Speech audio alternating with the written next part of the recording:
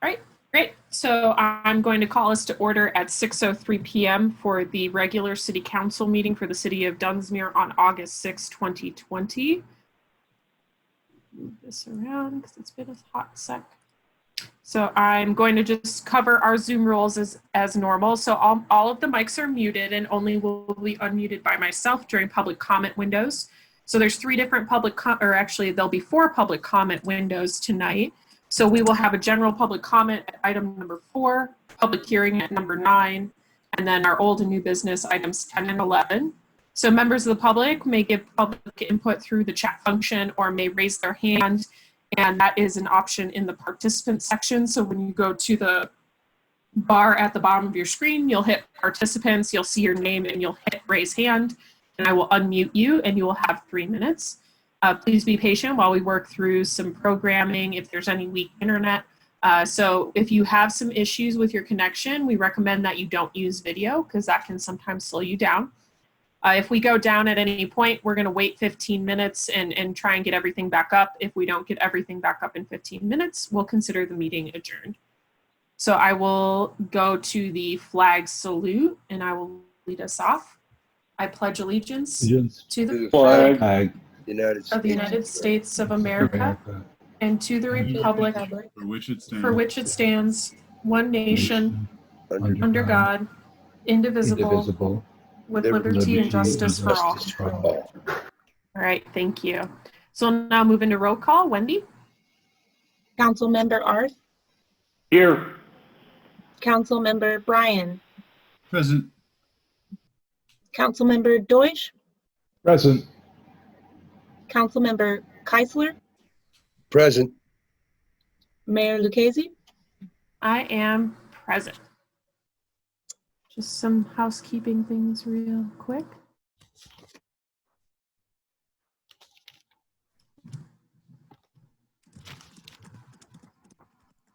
All right, and I'm admitting Peter's computer now. All right, so I will move us on. We have no special presentations for tonight, so item number 3. So we'll move right into item number 4, which is general public comment.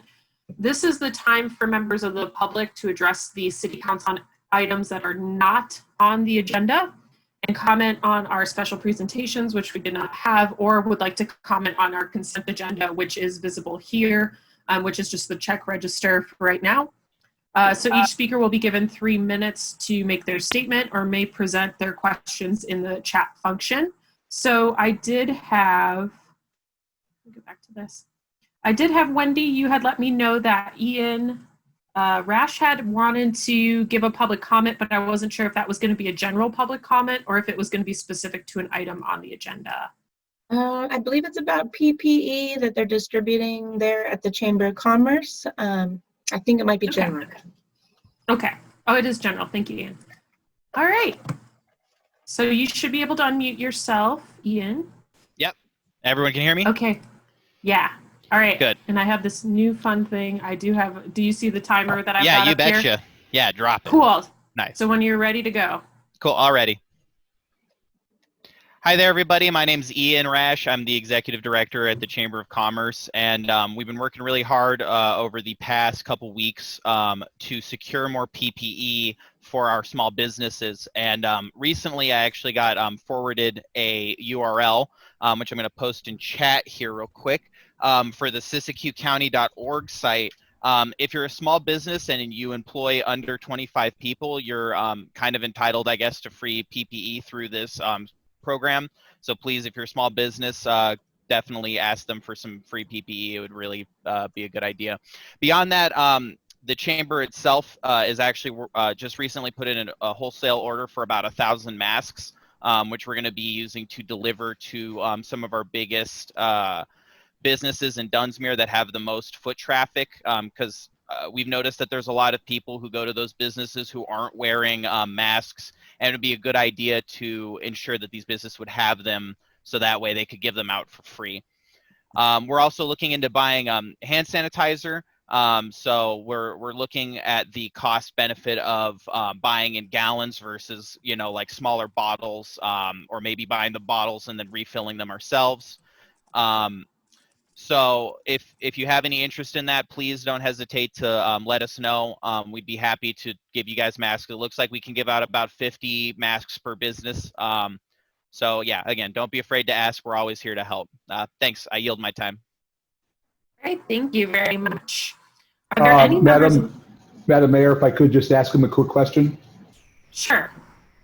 Ian, would you let people know what your telephone number is now that you're in there, and let them know that they can call you or reach out to you if they have any questions? All right, and that's in the chat function. So Good, thank you, ma'am. that for us. Yeah, so thank you. And he says that he can take calls anytime. So thank you, Ian, for that public service announcement on the PPE. Are there any members of the public who want to make any other general public comments on items not on the agenda? Again, you can either let me know in the chat function that you'd like to give a comment and I'll unmute you, or you can go to the participants panel and you can raise your hand and I will unmute you. All right, I'm not seeing anybody else, so I'm going to move us back into our agenda. So we'll now move on to item number 5, which is staff and member comments. And I will begin with City Manager Uhas. Sure. So the city has a certain amount of money for park. I can't hear you.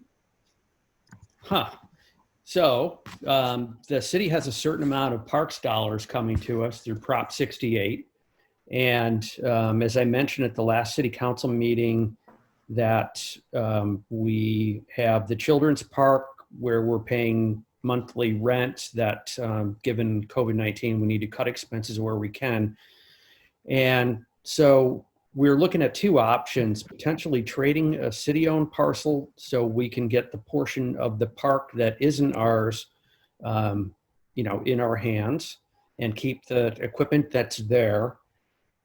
Or using some of this Prop 68 money to actually purchase the parcel that we don't own from the other party, and in addition, see what we can do with this Prop 68 money to actually replace the playground equipment to make it ADA accessible. And given how much, based on how much that will cost, if we have any money left over, we've got a couple of additional projects that we're looking at that could use some attention in terms of parks. So that's all I've got for now. All right, thank you. Are there any questions for City Manager Uhas?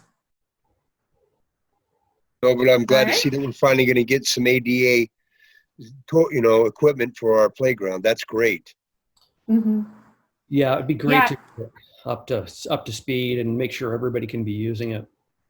That is great. Mm-hmm. Yeah, and just to let you guys know with the per capita funding, I'm just helping with the application. There is a public outreach component, so we will have to do a little bit of outreach to the public as well if there are other items that members of the public would like to see in that project or, any other project. So we do have to do a little bit of that. So there may be another opportunity for people to bring up anything else that they may want to see as part of that project or other projects in the area. Madam Mayor, Right. when is that due? End of the year, so end of the Thank you. calendar year, but it's basically, it's a guaranteed fund. So once we apply, we get the dollars. So the sooner That's what we I heard, apply, the sooner we can get those to us. Yeah. But yeah, it just takes a little bit of a process to apply. Cool. Any other questions? And let me just, I think Councilmember Arth, you were unmuted. Or you were muted, so I'm trying to make sure you're, okay, cool. All right, any other questions for City Manager Uhas before we move on to council members? One question, Madam Mayor. Hello? Yeah, go ahead. As far as our priority dealing with empty and vacant buildings in the age of COVID, I've had several people ask me, is the city moving on the ordinance and the enforcement, or are we still waiting for a change in COVID status? We're still waiting to get to the point when we're in phase 3 reopening. That's the signal for some people that if they see the light at the end of the tunnel, they might start investing in new businesses or potentially be in the position to, purchase a vacant property. And so that's where we are. That's still the plan. We have our list of 32 vacant structures or distressed structures, and we're ready to go. And when we get closer and we start seeing that phase 3 reopening in sight, there's a letter drafted to go out reminding people of what's in the ordinance and that they're one of the sites that is going to be targeted, and give them the heads up. So once phase 3 happens, they need to get in and register with the city. Thank you. Okay. Seeing no other questions, and move to council member comments. I'll just move into mine really quick because it pertains to what City Manager Uhas had said.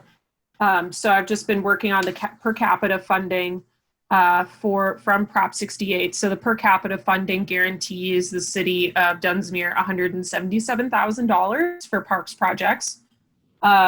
The Parks District also gets $177,000 that they can apply for their projects as well by the end of the year. So that's something that's part of that Prop 68. We were hoping to use that money to fund the Mossbury Trail project, but unfortunately with the state funding, we have to have certain pieces in place prior to doing that. And we weren't sure we were going to be able to do that by the end of this calendar year, and felt, maybe refocusing to the children's park would be a better option. So just an update on Mossbury. So I've just been in contact with City Manager Uhas and the Trails Association. City Manager Uhas has been the primary person working with UP to set up the initial conversations of a lease agreement for the property. We were looking into a permanent easement, but it's looking like that's less and less of a possibility because it takes an act of Congress to do that. And so that kind of changes some of the funding things we were trying to do for that. So I've been working with the Trails Association, looking for funding mechanisms to make sure we can start doing more projects and funding that portion of it. We do have some money from private donors, so we're not stalled or anything. We are still working on the principal engineering with UP at this time on the entire trail. So we are moving forward slowly but surely. And it's been a good relationship so far since we reset a couple of months ago. And we're really hopeful to finding some good funding to finish the trail. So we're shooting to try and at least start something in spring of next year. Again, it's all really going to be determined on how negotiations with Union Pacific go related to the lease agreement or easement. If there's a stroke of luck that we'd be able to get that. So those are kind of the two primary things I've been working on, is that per capita funding for parks and recreation, and then the Mossbury Trail piece. At the last meeting, I did also put in a report for the airport committee, and I've been working on a couple of side projects for that to locate funding for some of the smaller project improvements up at the airport that would not cost the city any money to do that. So that's kind of what I've been up to that I can remember at this moment. Anyone have any questions?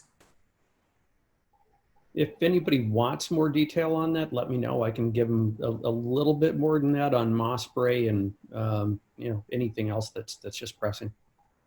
Yeah, yeah, we did. Yeah, is there we any don't kind have, of a, Go ahead, excuse me, is there any sort of timeline for Mossbury where the major parties are in agreement, or is it still negotiations? So go ahead. So I had a really frank conversation with the public affairs folks, not only in Sacramento, but the people that oversee them in the Midwest. And what they said is, getting to Juliana's point, that Union Pacific was granted the railroad, granted to Southern Pacific by an act of Congress, and actually seeking an easement would require a similar act of Congress, so they don't really issue easements. What they will do is enter into a lease agreement, and they used to do $1 a year leases, but they've gotten away from that, and they're saying that the minimum they typically do is about $500, and reminded them that this is actually removing them from liability, and it's actually in their benefit to take this on. And it was frank, agreement on this. But what it came down to is they said that different departments at UP have different budgets and different aims. So the real estate department, even though it's a liability issue, they won't take that into account. They're just trying to maximize what they can get for rent amounts. So the suggestion, which was sort of in confidence, is to, so thus the smartly sharing this in public, but is to contact our representative Lamalfa, and which I've already reached out to, and get our representative to reach out to the CEO or the president of public relations, both in DC, so the decree comes on down that this is something that we need to take care of, so all the departments are singing from the same choir book. So yeah, so Well- to avoid getting into a further discussion, because this isn't an action item tonight, we're just updating you with comments. Again, we are actively pursuing the conversations, as City Manager Uhas explained. Once we have a more formalized draft, we would bring that to City Council for discussion and bring up some of our options. So I don't think we're at a point to really discuss any further until we get further along in the process. But the Trails Association and the City of Dunsmuir are aiming to try and get the lease agreement in place and to at least start the next phase of building the trail in the spring of 2021. So that's what we're aiming for. A big piece of that is getting through the principal engineering, which is ongoing, and getting that lease settled. But we're pretty hopeful to be doing that. They've been much more communicative, and we at least have a little bit more to work with. It's just kind of, it seems a little slow going at times, but then we kind of take a couple good leaps forward. So that's what we've got going on. So Councilmember Arth, do you have a quick question about that before we move on to other council members' updates and comments? No, I thank you for that report. And my only comment is, let's not leave Sheriff Lope behind. I think he can be one of our strongest and most effective advocates. Thank you. Thank you. Yes. All right, I'm going to move on to Councilmember Arth. Do you have any comments for tonight? The only thing I have is on behalf of the Dunsmuir Community Resource Center. They have partnered with United Way and are going to offer a series of sessions, 1-hour Zoom sessions on emergency preparedness training. And if you want to find out more in English or Spanish, you can contact the center at 235-4400. It will be posted in the window of the center, and it's just part of our continuing effort as a community to be ready for whatever the heck is next. Thank you. All right, thank you. Any questions? Seeing none, I'll move on to Councilmember Keisler. Do you have any comments for tonight? I would, I hate to inform the people of bad things, but it's come down to it. It's summertime and we have transits in town. And everybody knows I live on Siskiyou Avenue, and we had somebody walk into my neighbor's house this morning. Two little girls and a dog met this intruder. So be aware, people. They're here. They're in town. Lock your doors. Lock your cars. I'm sure Ben Weststein, if he's here, he can give us a little bit more rundown. But the time has come, and they're here, so everybody needs to be aware. Just be safe and report any suspicious activities that you see going on. I seen the guy right after it happened, and I waved to him, and he didn't wave back to me. And then I found out what going on. It's like, I'm so sorry that I didn't act on a feeling I had right at that time. So be careful, people.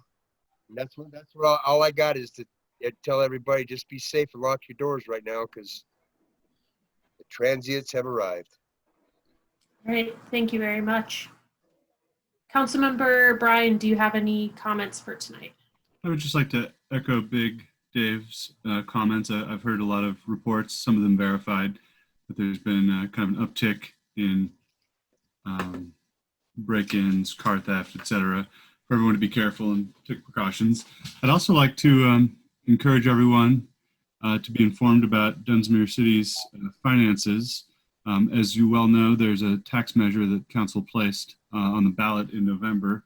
In the near future, whether it's through Zoom meeting or if we can meet in person in the coming months, we're going to be looking into a group of citizens holding at least an educational event for the public to comment and interact with on that. But our law enforcement costs are just increasing each and every year, and we're kind of on a collision course without these funds to stabilize our essential services. So I'd just like to remind everyone that's coming up in November, and it's probably a good time to start discussing it with your friends and neighbors. Thank you very much.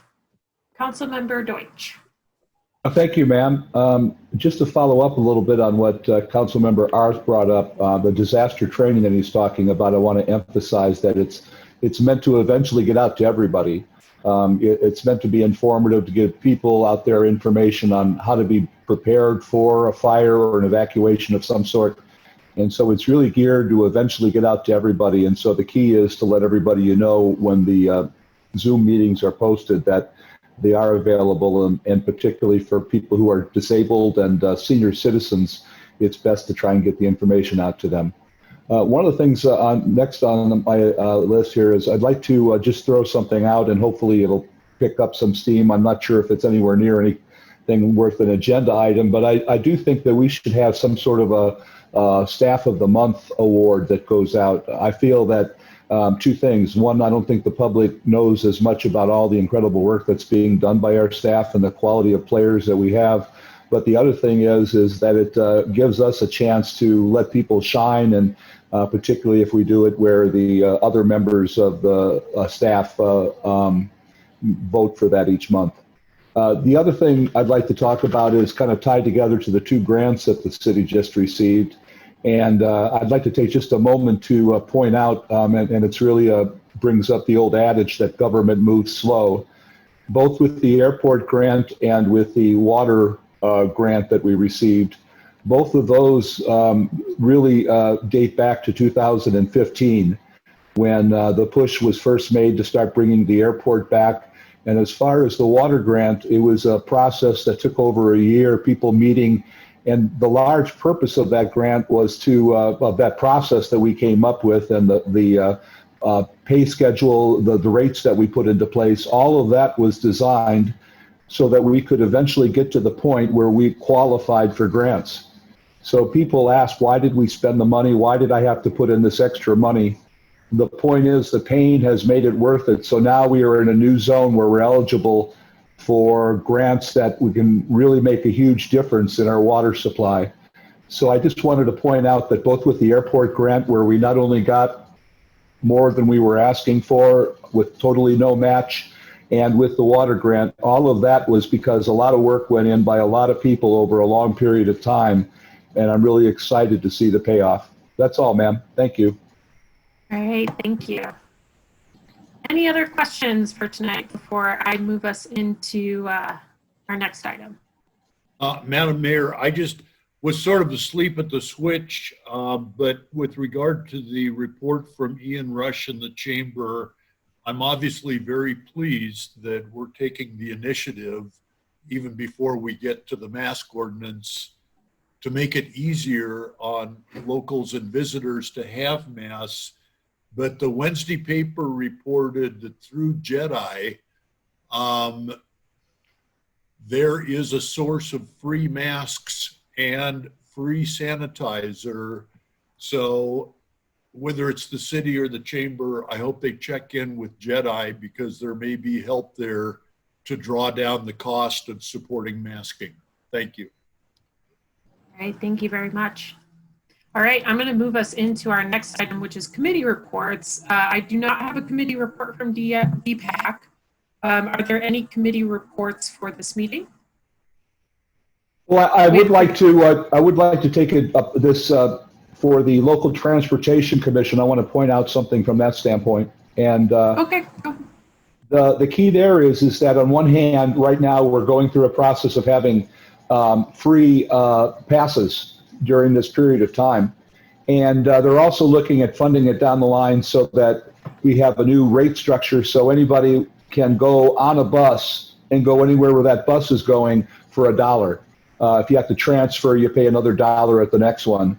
But what they're trying to do is both recognize the struggles right now and at the same time make it easier to increase our ridership, which is key when you're talking transportation. The other thing is, and this is a little bit more long-term, but I want to get people prepared for this.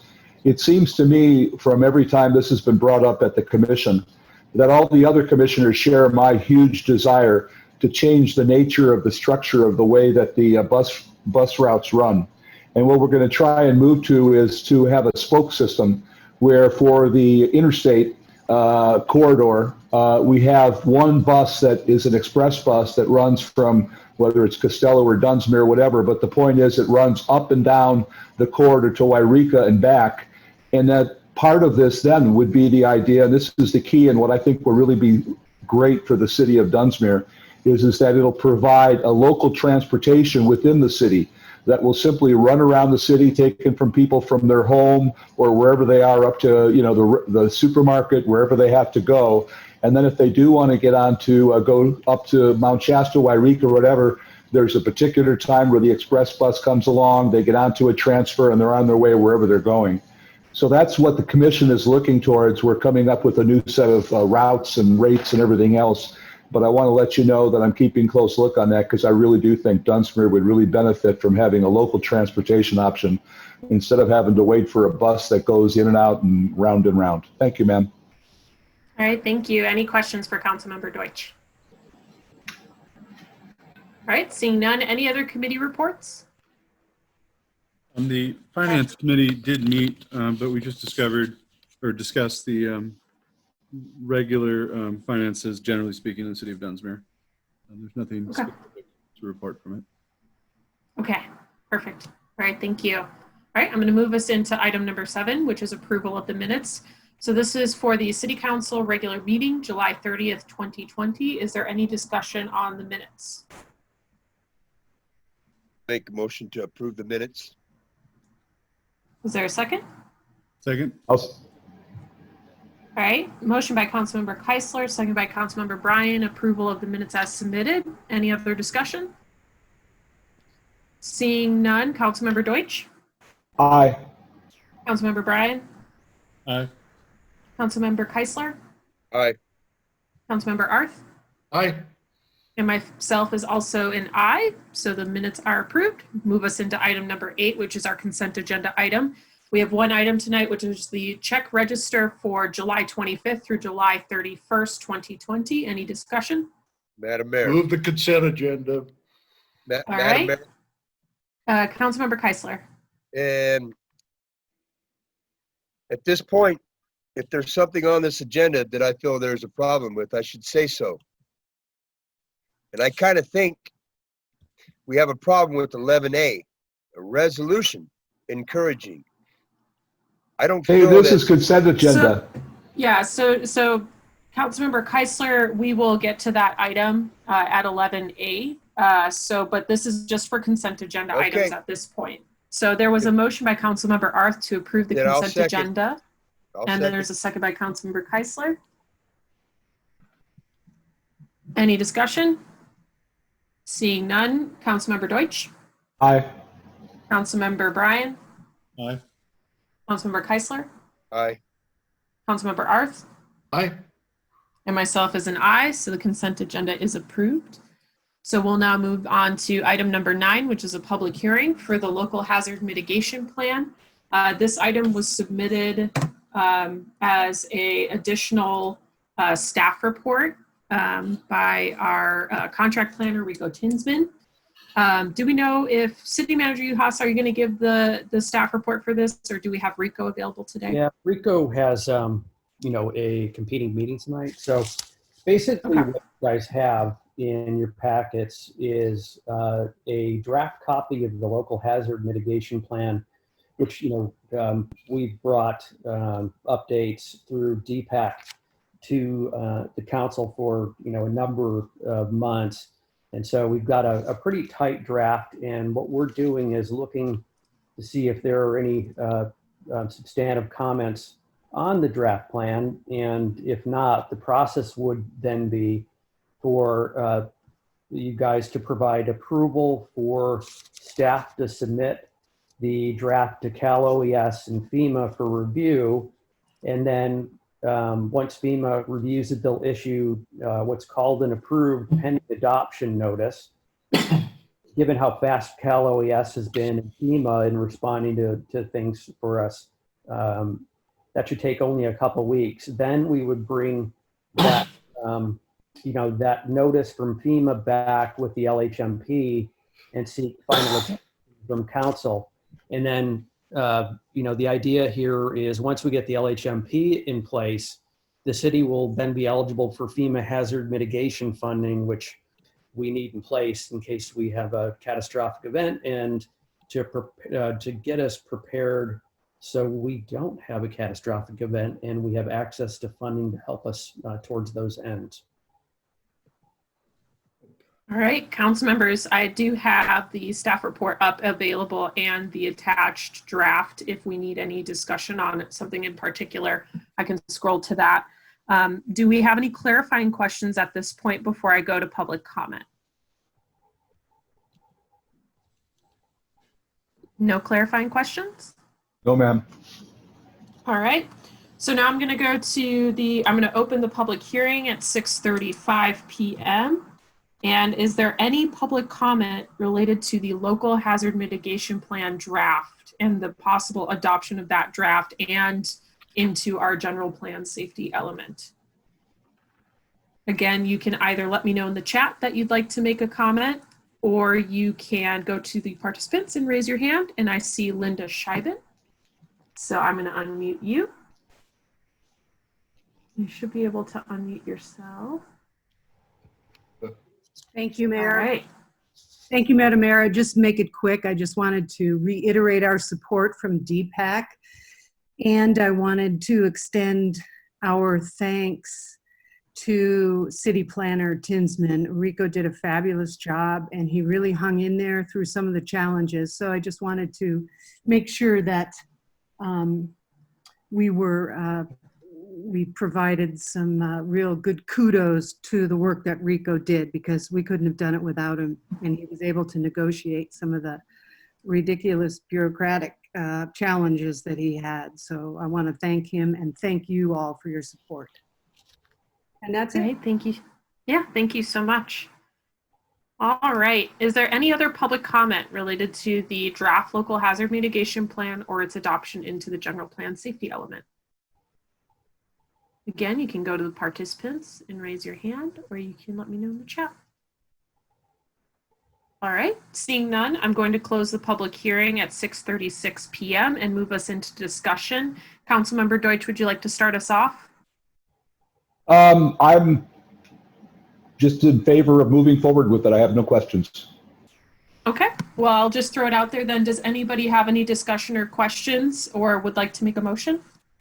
I'd like to concur with Bruce, but I do want to thank Linda, the city manager, and everybody else, Tinsman, everybody that was involved in it. Good job, Rico. And I'd like to make a motion to adopt this. Is that what we're... I believe the recommendation is to direct staff to forward the LHMP draft annex and safety element amendments to Cal OES and FEMA for formal review. So it's going to be this guy right here. I got you. Highlighted. My motion is to direct staff to forward the LHMP draft annex and safety element amendment to Cal OES and FEMA for formal review prior to adoption by the city of Dunsmuir. All right. Is there a second? I'll second. All right. Councilmember Deutsch, second.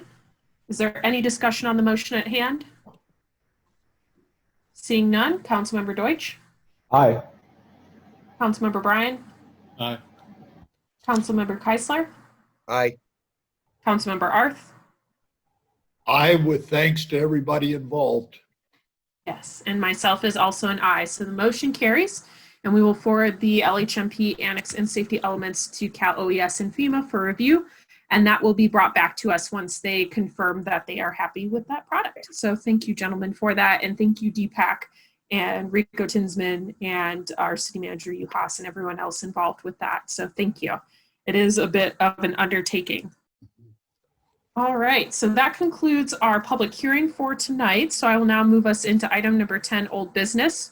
So we have one item on old business, which is the second reading of the backflow prevention ordinance number 569. This was presented at our last meeting, if you'll remember. Does anyone have any clarifying questions before I move into public comment? I just had the similar question I had last time. Do we have a better sense of what it will cost people who are required to install this, especially if it's a retrofit? Yeah.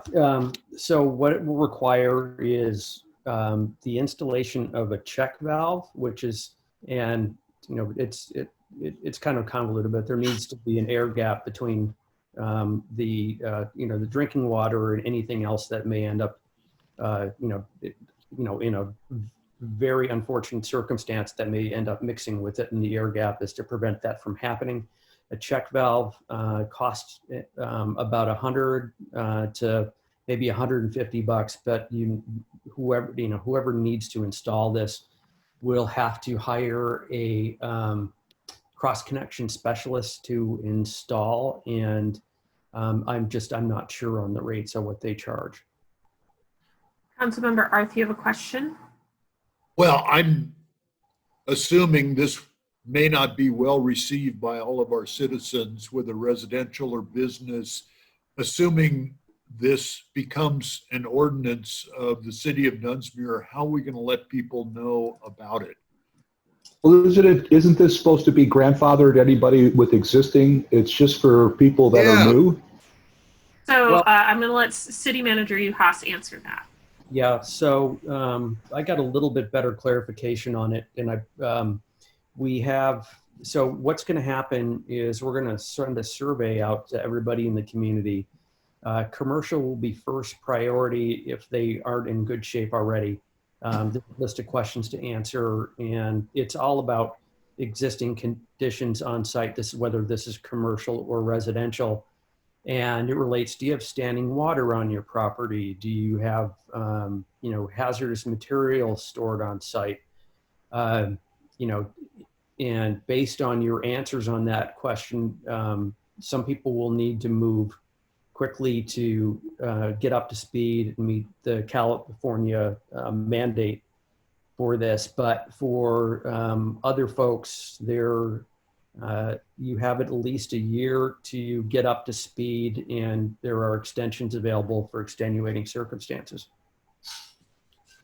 All right, again, we're going to put this into just clarifying questions at this point, because we have to move into public comment and then we can discuss. Are there any other clarifying questions? All right, seeing none, I'm going to move us into the public comment section for the second reading of the backflow prevention ordinance number 569. Is there any public comment?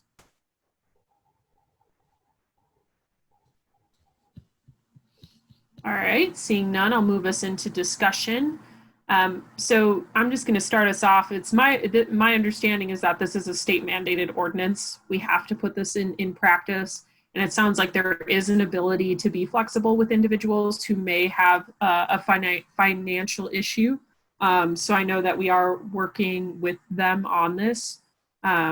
Is there any other discussion besides that? What do you or think concerns? about getting that study back before we proceed with this? Well, I don't believe we have an option. We have to put this into practice or we'll begin to get fined by the state. Did you hear that, Peter? We have to do it. No, I understand. I just want it to be not a surprise to the community. Me neither. Yeah. I have a question. Todd, we have a list already of people that we were planning on getting backflow prevention put in, right? Correct.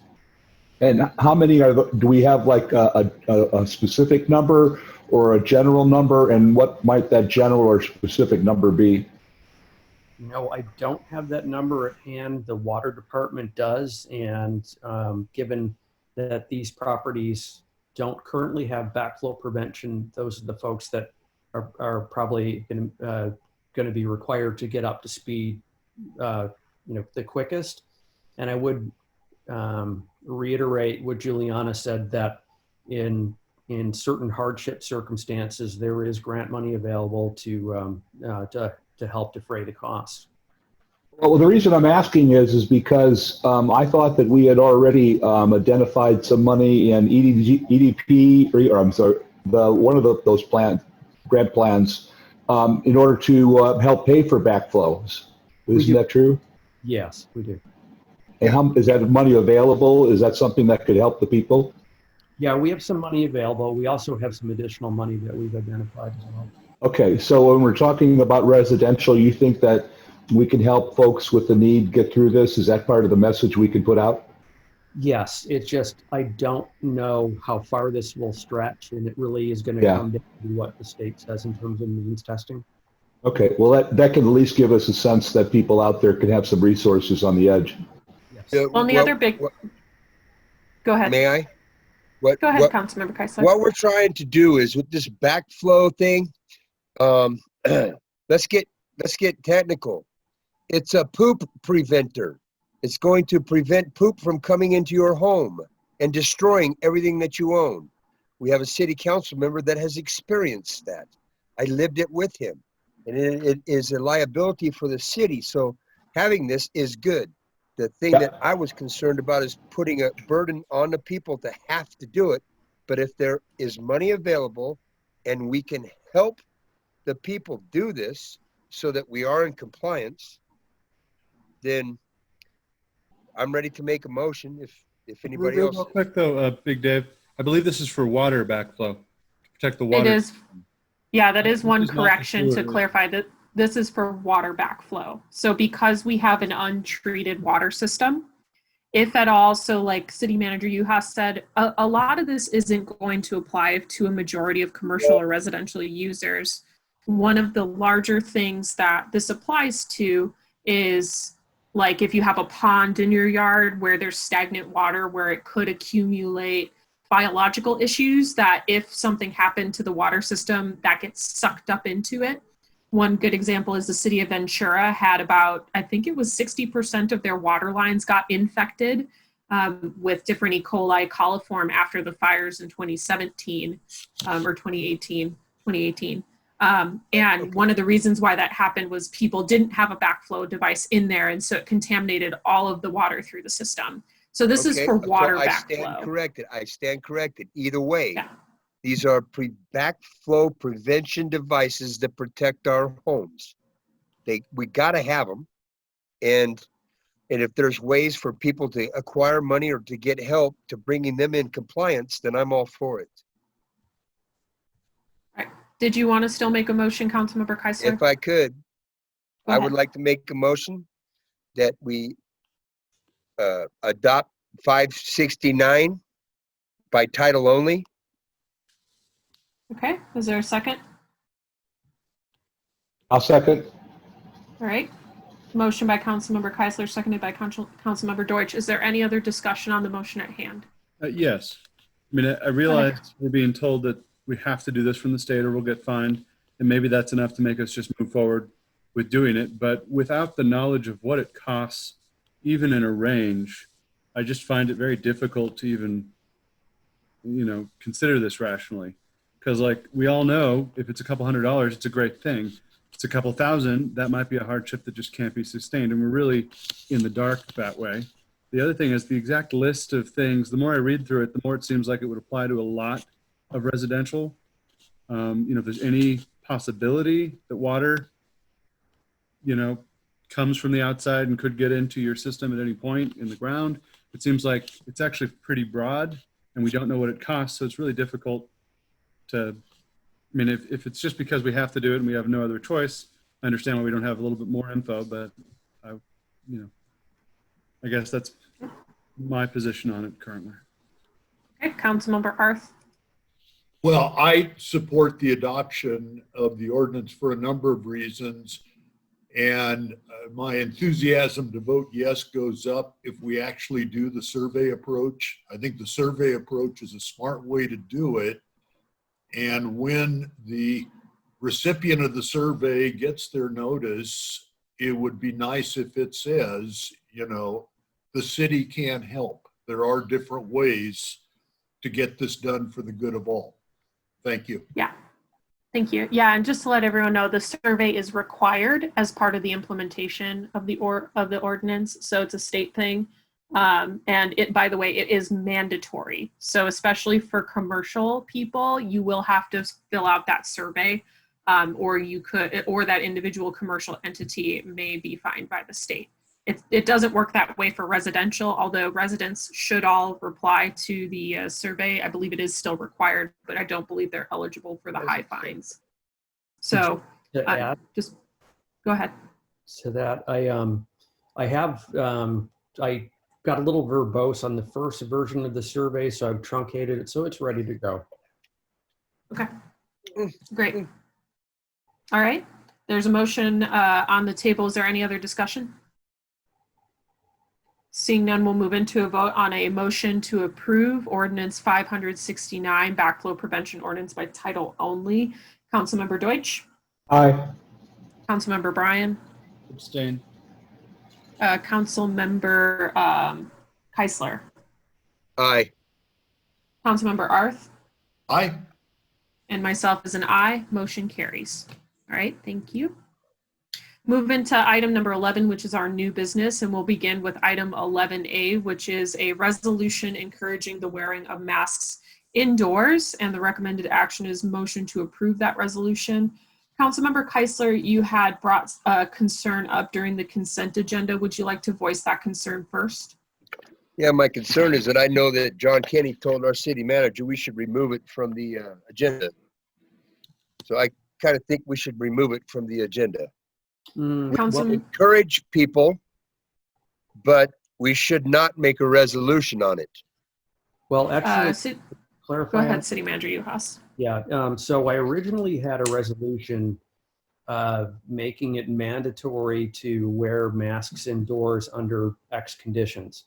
And when I talked to John Kenny on that, he said, you're setting yourself up for failure in that we don't really have a mechanism to enforce, given that the sheriff's office doesn't have the time or resources to enforce, neither does public health. And the other side of this is if we were to pass something mandatory, we might be setting ourselves up for liability in that if businesses or other locations continue to allow people in and to work without masks, if folks said, well, hey, you passed this resolution and didn't enforce it vigorously, and my family member got sick, we're going to sue the city. That's what he didn't want to see going forward. But in terms of a resolution strongly suggesting it, he was all for that. All right, is there any other clarifying questions, or City Manager Uhas, do you want to give more background on this before we go to clarifying questions? It is consistent with the governor's mandate, again, mandate with quotes, because it's hard to enforce that when you are in your places of work or in commercial areas, that everybody should be wearing a mask, period, just because the rate of transmission is much higher indoors because the aerosolization and droplets tend to hang in the air a lot longer and doesn't dissipate with wind. So it's just trying to keep all of us safe. And we know there's a large contingent of folks that are of the opinion that if they do end up getting sick, that that's just they're willing to take that on. But the issue really becomes that's about personal choice. But if in that incubation period between actually being exposed and actually having the illness, you pass it on to other people that didn't have that choice, that's where it is no longer a personal choice. Question? All right, I'm going to go with Councilmember Arth first. He had his hand up, and then we will go to Councilmember Deutsch. Thank you, ma'am. Well, my Again, question is simply, is draft resolution 2020-15 a template that other cities have enacted, or is this a made in Dunsmuir effort? There have been similar resolutions passed in other cities that have actually said that they would mandate it, but I don't know how they would enforce it. Thank you. All right, Councilmember Deutsch, you had a question. Yes, ma'am. Since we have a city manager who happens to also have extensive knowledge in this subject, Todd, could you just take a moment, lay out the timing of when people are most transmissible and how that fits into the need for masks, the timing of the disease as people get it and spread it? I kind of think, Bruce, that everybody kind of knows what's going on. The thing here is that we're trying to enforce, we're making a resolution. That puts us in the cross. No, Dave, no, you missed it. Yeah, go ahead, So ma'am. I'm just for a point of order, Councilmember Deutsch, you can continue with your question. Councilmember Keisler, we can get into discussion a little bit later, but he can ask the question. Go ahead, Councilmember Thank you, ma'am. Deutsch. So Todd, would you just explain, because I think people don't have it as concise as they should be able to communicate to somebody the mask, because there's a lot of confusion. So a person gets infected, when do they become transmissible, and suppose they're asymptomatic? Just really quickly, there are two elements. Let me talk about the transmission first. Once you're exposed, the period where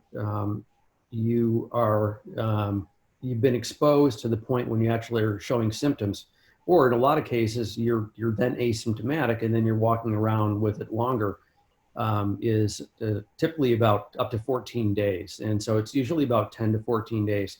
But if you've been exposed and you then have the virus, but you're asymptomatic, that amount of time that you're passing, you're able to pass that virus along is longer.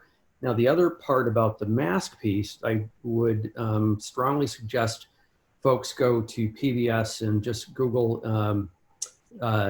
viral transmission mask versus no mask. And there's some great photography that shows droplet spread without a mask or with your nose over the edge of the mask, and it's 6 feet or greater. And it's scary actually how much volume there is sent out. And with the mask, what you'll see is breathing in and out, that your vapor from your breath just sits within 2 inches of your mouth and swirls and drops. So that's the purpose of the mask. Not only, people were saying, they've been all over the place federally, but they're originally saying you're wearing a mask for you protecting other people, which is true, but they're also have come out and said conclusively that you're also providing a level of protection for yourself. Well, just a quick follow-up, very quick. The one thing I heard is that even if you are going to show symptoms, the symptoms may come on 2 or 3 days after you're transmissible. Well, actually, it's once you're exposed, and if you are going to show symptoms, it's typically 10 to 14 days. Okay. All right. Are there any other clarifying questions before we move into public comment? All right, seeing none, we're going to move into public comment. Members of the public can raise their hand now or request in the chat to give a public comment, but I am going to read an email that I got that the individual did say they want it read for this item. They were not able to attend. And so I'm going to put the timer on for myself and I'm going to begin. So this is a comment from Chris Robideau, which I apologize if I screwed that up, but I will begin.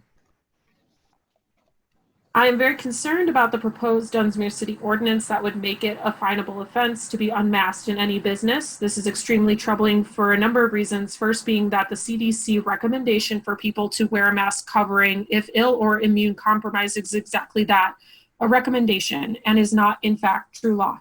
It has merely been echoed by the state governors as if it were a true law. Any city or county ordinances following upon that can then only be suggestions or recommendations themselves. Second, I have a doctor-certified mask exemption, and anyone or entity that attempts to force me to wear one or deny me services may be fined $75,000, by the Department of Justice under the Americans with Disabilities Act, and $150,000 for any subsequent violations. I own Wonderland Music at 5814 Dunsmuir Avenue and give my patrons the freedom of choice to mask themselves if immune compromised, as per the CDC recommendations, or go unmasked. I also personally have filed a fee schedule as addendum to a UCC1 contract that protects my body from any harm and provides for steep fines for anyone who attempts to force me to be masked.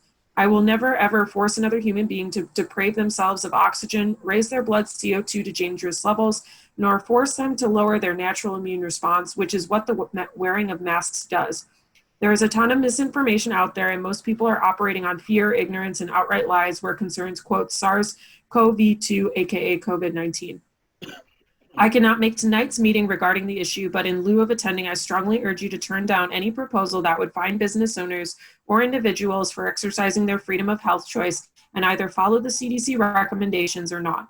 You profess the will to help businesses thrive in Dunsmuir. Fining business owners for refusing to comply with the ridiculous and pernicious forced mask mandate would be pure folly, in my educated opinion.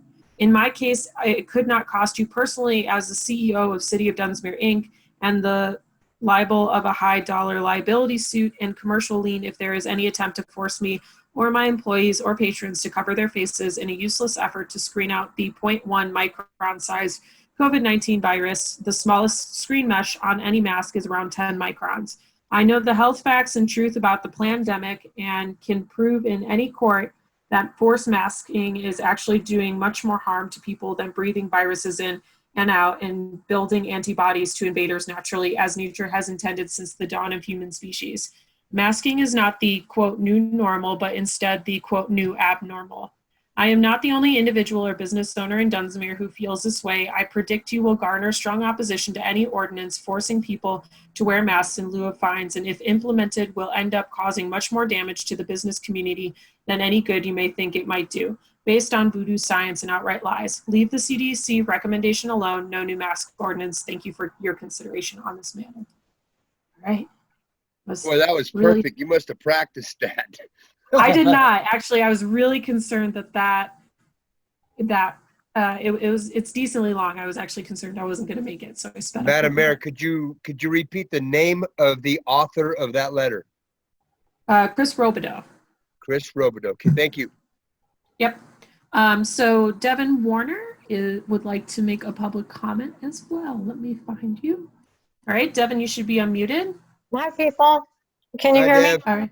Yes. Hi, you guys. I appreciate you putting this on the agenda. I appreciate the legal problems here. And I haven't heard what the proposed resolution is. Are you going to read that on the record? Madam So Mayor? just for, we will probably not read the full resolution unless one of the council members would like to read the full resolution. But the resolution is available on page, looks like 9 of our agenda packet, 9 or 10. I can't seem to get there right now because of... Madam Mayor, I think the key that she's asking, and everyone seems to be confused on, is that this resolution does not mandate. This So resolution again, encourages, No, right? I understand that. So I'm going to go back to public comment. So point of order. So Devin Warner, you Sorry. have 2 minutes and 45 seconds left. Yeah, thank you. Wendy, it's okay. Wendy Perkins has said that the resolution can be found on page 11 of the agenda. Wendy, could you post a link of that in the chat function as well, please? I would appreciate that. Yeah, Thank you. So Devin, whenever you're ready, you can begin again. Okay, thank you. I just, I had a run-in with this particular guy who just submitted a letter, who basically chased me out of his shop and called me a COVIDiot, and mentioned to his colleague employee that, well, I was going to die. She's going to die. It was a pretty nasty interchange. I used to buy records in that store, but now I can't go in there. And as much as I like Ron and I like all the businesses in town, I really can't patronize any of them. I'm in San Francisco right now. I'm going to go to the hardware store while I'm here. And as long as there isn't compliance with this, I cannot go into stores in my own town. And, you know, I hope business owners recognize that too. I know I'm not the only one who has cancer, who's over 65 in this town. And I've said it before, I've said it twice, I'll say it again. I would like each and every one of you to speak to every business member in this town and ask them to comply. And ask them to comply for their own benefits and to save people's lives. And I'm really sorry that so many people subscribe to goofy conspiracy theories about the dangers of masks. I can't think of a doctor even in the third world who would give someone an exemption card for that, because it's absolutely bogus, as you probably know. So I'm extremely disappointed. You know, I'm grateful that you guys want to encourage people to wear masks, but if there's no kind of leverage, whatever, it's fairly hopeless. And I'm not going to spend any money in this town until this thing is over. So thank you for trying to do something about it. And I'll be interested in reading this thing as soon as I can get back to a screen where I can look at my emails. All right, thank you very much. All right, and next up we have Linda Scheiben. You should be unmuted. Thank you, Madam Mayor. I just wanted to add that I think it is important for everybody to realize that this is not an ordinance where businesses get fined. In our discussion at the last meeting, at the last City Council meeting, our new DPAC chair also spoke. And we want to work in partnership with you, the City Council, and the Chamber of Commerce to provide leadership to the community and to the business people, to encourage people to use known safe public health protective measures. And that includes wearing a mask.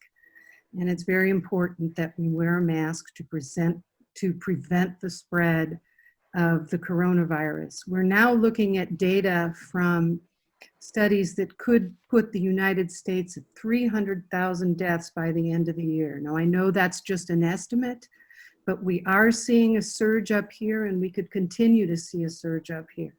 Nobody's going to get fined.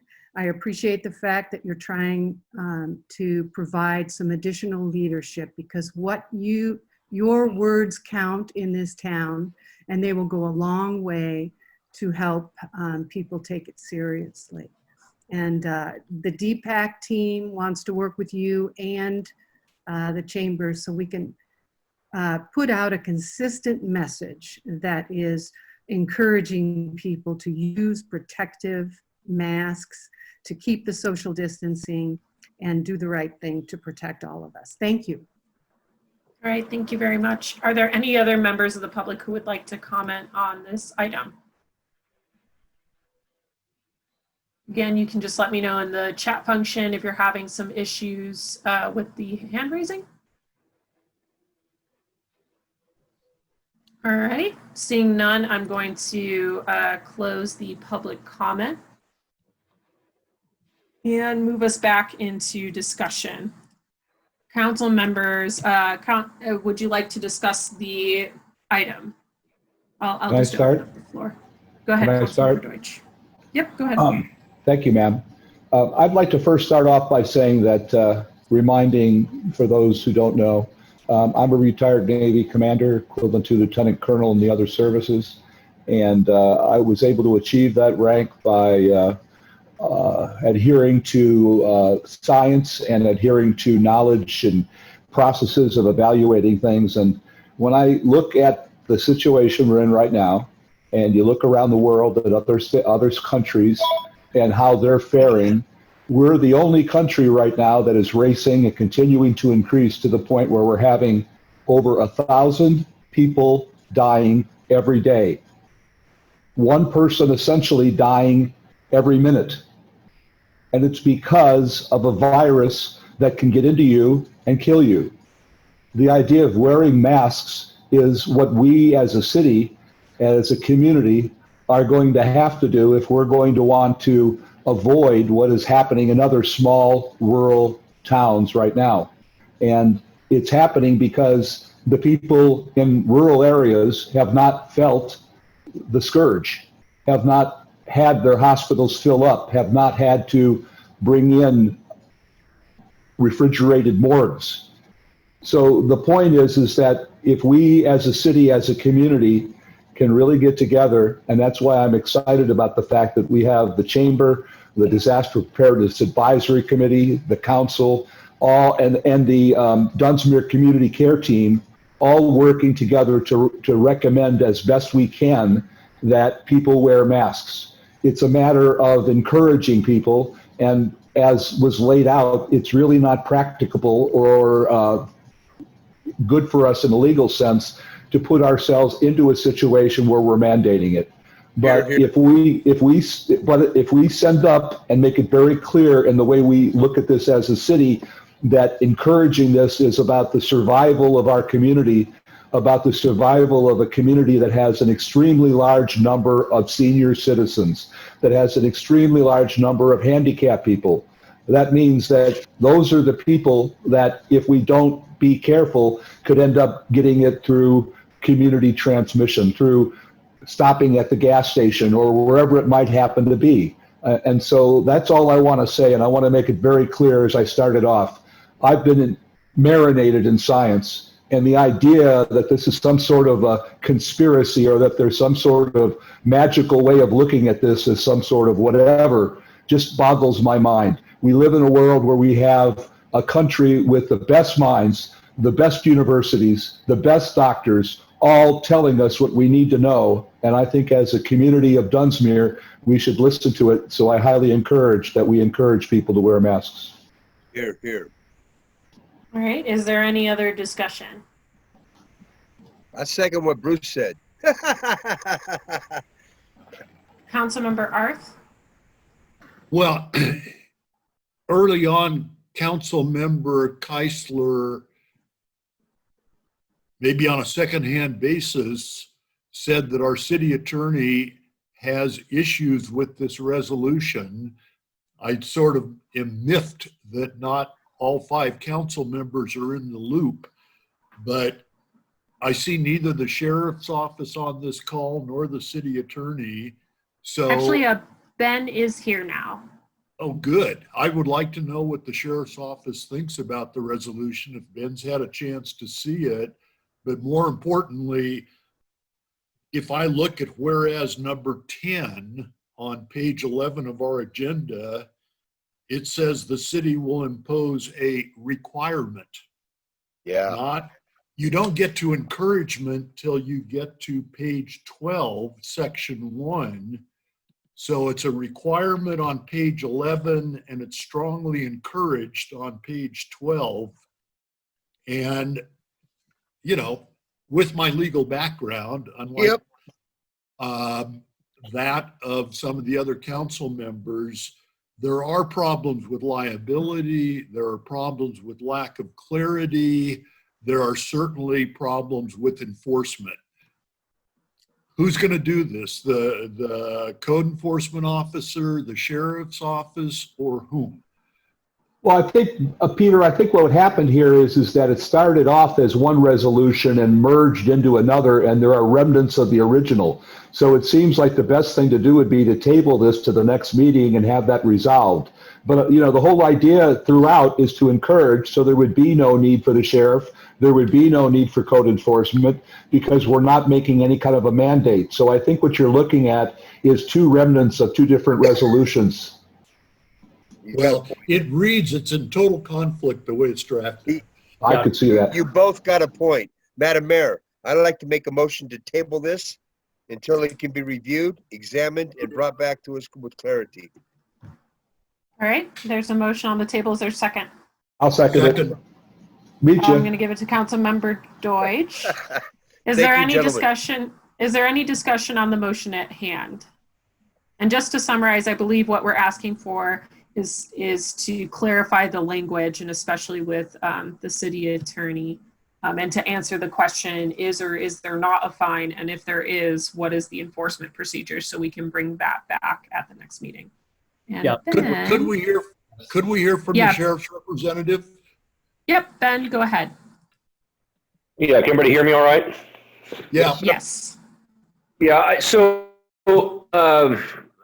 I guess I'm kind of wanting to know what the council's intention is on enforcement. I'm sorry that I got plugged in late here, but was the council leaning toward, enforcement of this mask issue by the sheriff's office? Or, I mean, it sounds like that's part of the clarification that needs to be addressed, but Yes. I was under the impression that this was going to be more of a statement to the community about the council's wishes for the community members to wear masks. I wasn't aware that this was actually going to a place where we're hoping for some enforcement. So is that the council's intention?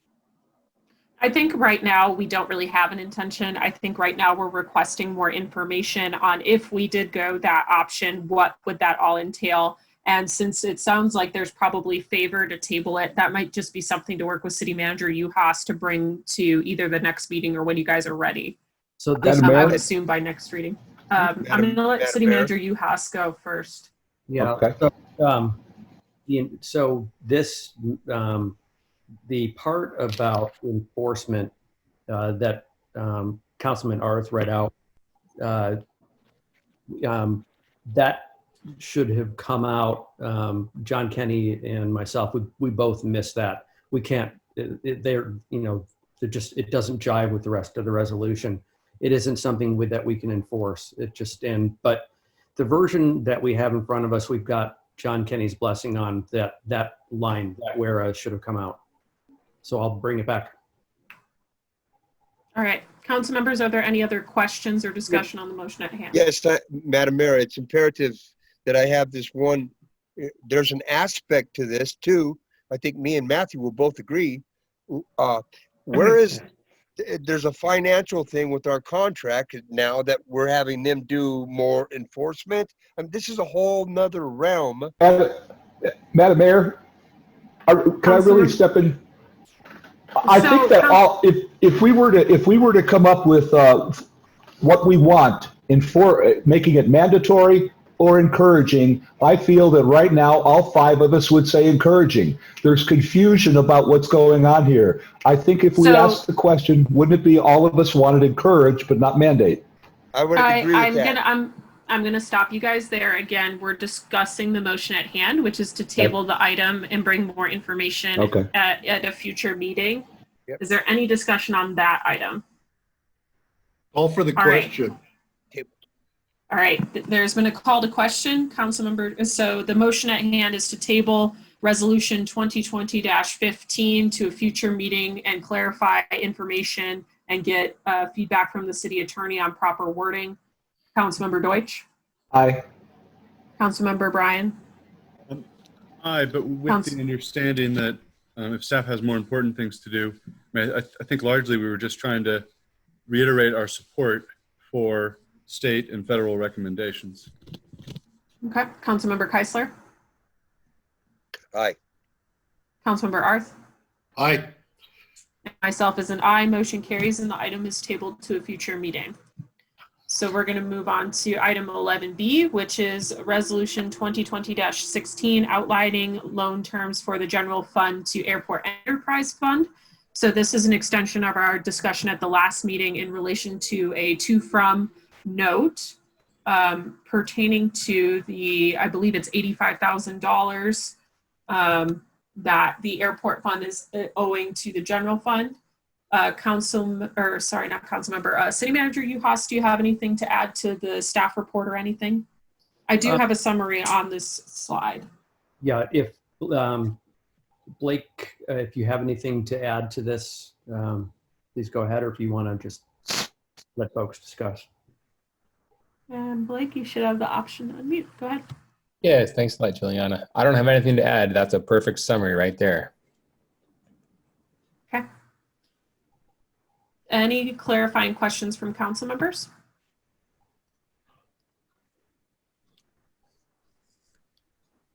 I do, Madam Mayor.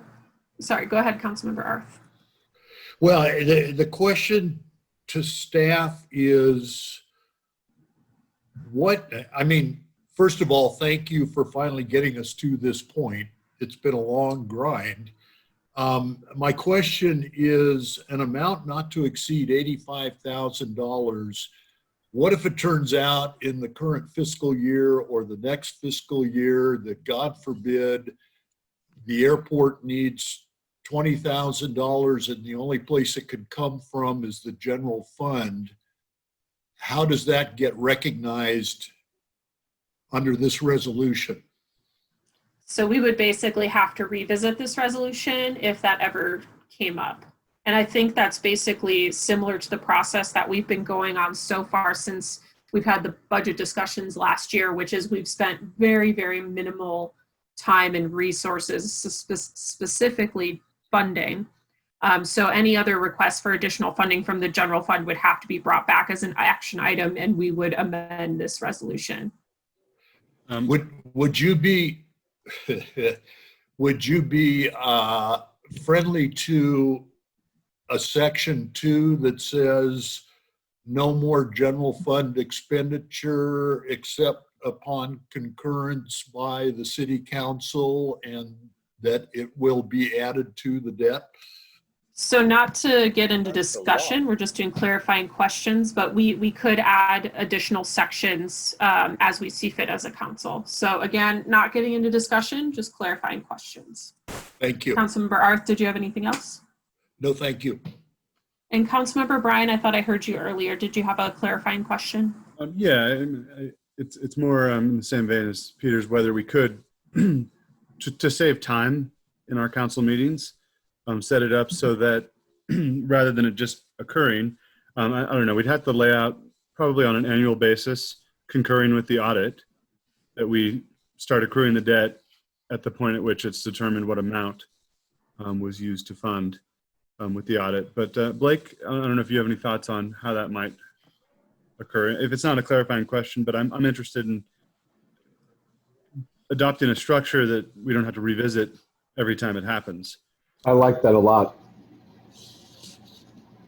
I'm not sure how that would look, but go for it.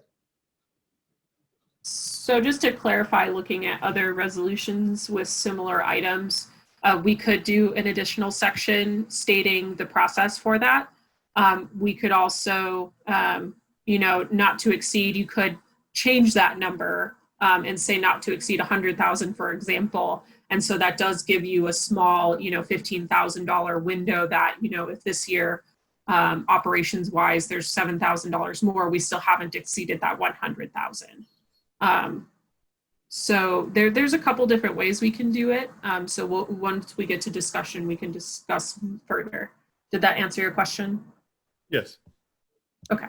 Are there any other clarifying questions before I move into public comment? All right, seeing none, we're going to open this up for public comment. Is there anyone who would like to publicly comment on a resolution outlining loan terms from general fund to airport enterprise fund?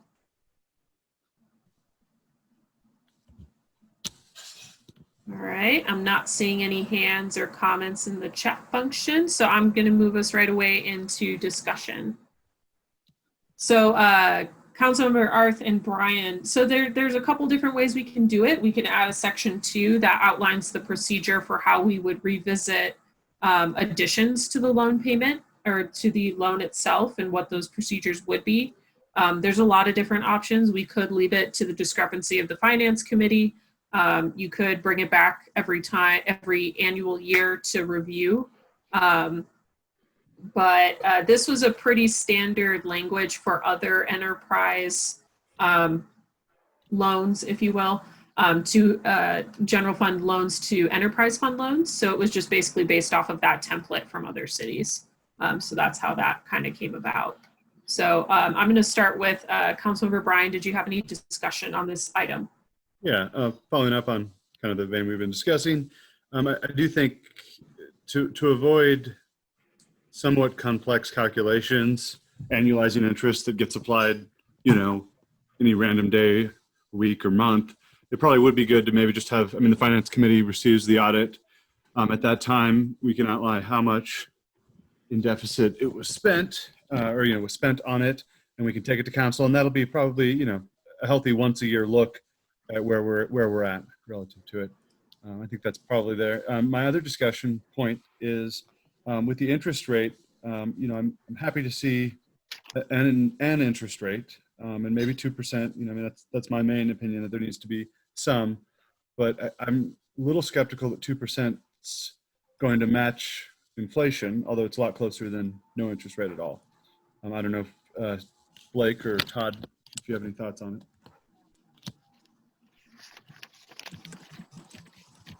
Well, Blake? yeah, interest rates are very low now. I think depending on where we are, it's going to be higher, but I think the idea here is to keep that interest rate low enough that we can actually achieve our goals, which is to pay back the general fund for the cost of the cumulative cost of maintaining the airport. Yeah, and I think 2% does go a long way towards being accurate with our taxpayer dollars. If they're being used for years supporting the airport, there is a cost to that money being there. And I think 2% does go a long way towards that. I'm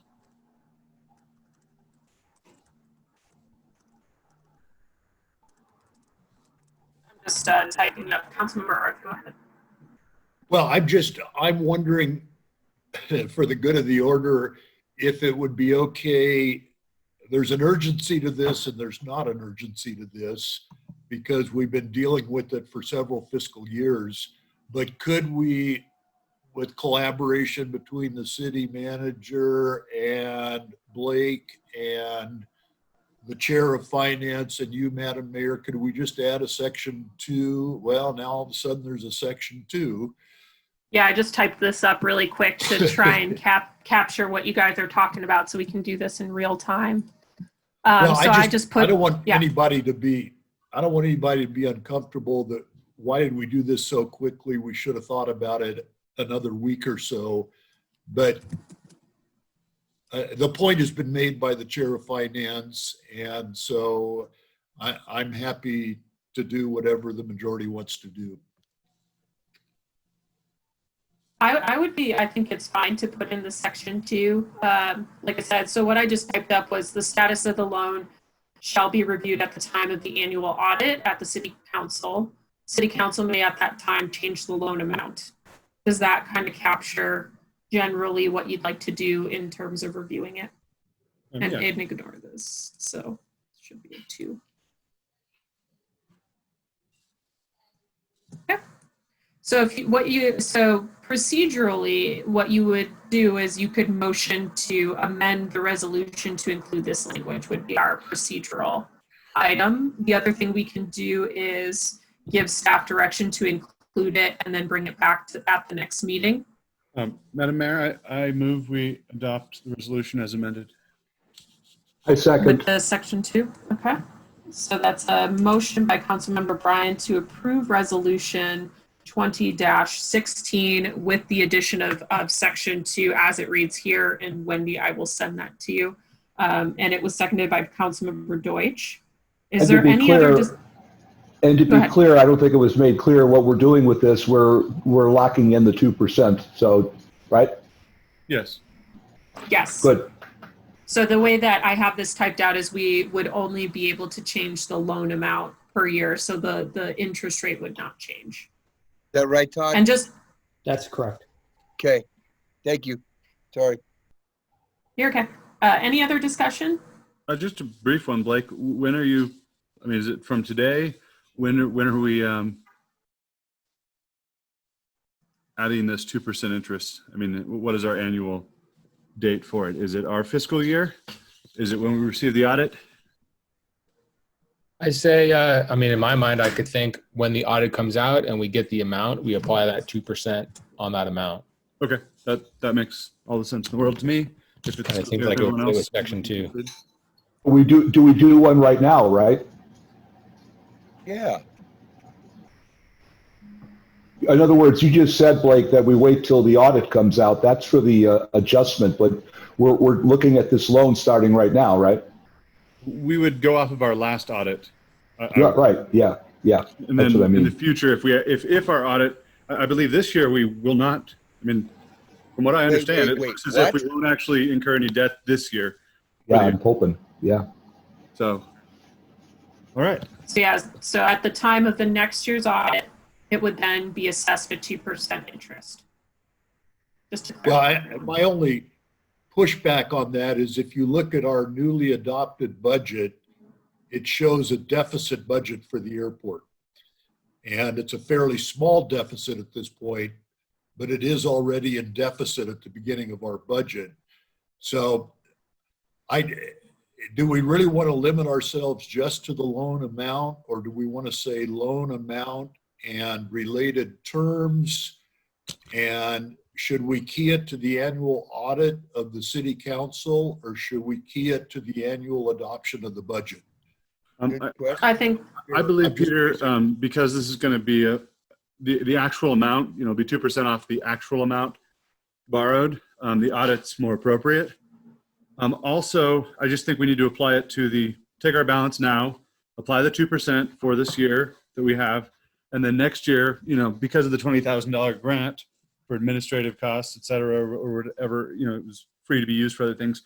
We likely will, this coming year, depending on how we account for it, overcome that deficit this coming year. But we will have the 2% on the, approximate 85,000. That's correct. is there any other sounds like we're all good. So is there any other discussion on the motion at hand? Seeing none, we'll move into a vote, and I'll do roll call. And just to summarize, it's a motion to approve Resolution 2020-16 with the additional Section 2 as highlighted on the screen, which I will send to Wendy for the notes. Councilmember Deutsch? Yes. Councilmember Bryan? Aye. Councilmember Keisler? Aye. Councilmember Arth? Aye. And myself is an aye. Motion carries. Thank you, gentlemen. And we will now move on to item 11C, which is discussion regarding first draft of solid waste RFP. So request for proposal. So City Manager Uhas, if you want to take this one and run. Sure. So there's a lot in here. I would like to start by saying this is a very draft version, and it's to seek comments on whether we're going in the right direction. And what we've got in here is, a proposal that, when we go out, we are in compliance with the upcoming 2025 mandate for food waste and for green waste. And then on top of that, I think it's another 10 years down the road. This isn't accounted for in here, but something we need to think about. The requirement that's already in place in some larger cities to account for leftover food at restaurants to be donated to food banks, et cetera. But I put in a lot of things that we can seek responses on, and then the idea is then we can choose to strip pieces out. Like one of the elements is the idea that we shift billing onto the provider, the solid waste hauler. And, my assumption would be, but I would like to see in the RFP, is that the cost of billing will probably be higher if we were to farm it out to the solid waste hauler as opposed to keeping it in-house, but wanted to see what we came back with. We also need to be cognizant of the fact that, we've got that 2025 requirement for recycling and food waste, but there really isn't much in the way of demand for anything other than aluminum right now. And so a lot of it is more just, frankly, feel good, because it all ends up going into the landfill anyway, although it costs, quite a bit of money to separate the items to then have it end up in the same place. But here's the first crack at it, and wanted to just get a read from folks of what you'd like to see added, removed, considered, etc. All right, just for procedural, this is just clarifying questions at this point. So council members, do you have any? Go ahead, Councilmember Keisler. Todd, do you think, I don't know, if they were doing all the outside billing, do you think that the city loses control or loses power? I mean, as long as the city's saying, hey, you're paying us for your water, sewer, trash, all that, I don't think the difference, well, I'm not, man, you got all the degrees, but I just see that if we let them do it, then they take the control.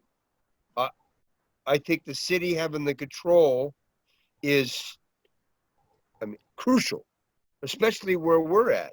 But am I wrong? So, given that, so I would say that I don't think that is going to be an issue. You know, it's that we pull a new waste hauler on board. It's in their best interest to comply. The other piece of it is we have historical data, and we're not going to have a change in households and not much of a change in commercial. So the rates that are charged now, they really shouldn't vary. And so we're going to know pretty quickly if there was any variance from historical collections. So I don't think that's an issue. If we were growing really quickly or we were having really large fluctuations in our commercial, that could be. But I think most waste haulers in the area are going to, they're in the business of being professional and doing the right thing, because frankly, you'll get caught. The other two things to mention about this is, one, there are also an extensive number of state mandates that the haulers are going to have to satisfy. So for example, green waste pickups, composting for food waste, different things like that on the state side that they have to do that we don't even have control over ourselves, because that's a state guided thing. The other thing I wanted to keep in mind as far as how this process goes with a franchise is that it's going to be similar in terms of our current contract, in that the contract's going to be valid for a number of years. And there are going to be sections in that contract that allows us to amend things, to discuss things. We can set standards in those. Where we're at right now in the process is we're putting together our wish list of what we would like to have someone try and do. And then we can see from there, what interest we get from the haulers and what the type of costs that may be associated with that. But Madam Mayor, if I might, we are still taking into consideration that all, man, I don't know how many, but a lot of years of Mrs. Jones had a broken hip and Diana went through the snow and got that trash can. And all the Mr. Jones had a bad leg, or they go be above and beyond to support this community, as well as put financial interest into events. I'm just doing a shout out for Clemens. I know that we're doing this, but so again, before we get in, we're not in discussion yet. We're just in clarifying questions. So if you have a clarifying question, please. No, let's make sure that the other people do go above and beyond. That's all. So just to add one more piece to this, is one of the things that's added as part of this is a 4% franchise fee that would go back to the city from gross receipts over a year. And the idea behind that is to put that money away in a fund that will help us set ourselves up for the mechanisms required for food waste collection and the other mandates in place. And it wouldn't end up being that much. It would end up being, based on what I learned from Mount Shasta, it's about, for our size city, it'd be about $1,000 every 6 months. Okay. Question? Go ahead, Councilmember Deutsch. Yes, ma'am. I know that we looked at this in the past, and it seemed to be something that couldn't be done with Clemens as it was, constructed at the time. But one thing that I think we should have in here is, and I'm not sure if there is any way in here to put in something about being able to support bear-proof trash cans. And I know it has to do with the ability of the truck they use to be able to handle that, but I think that should be put into the RFP and see how that might fit into the general mix.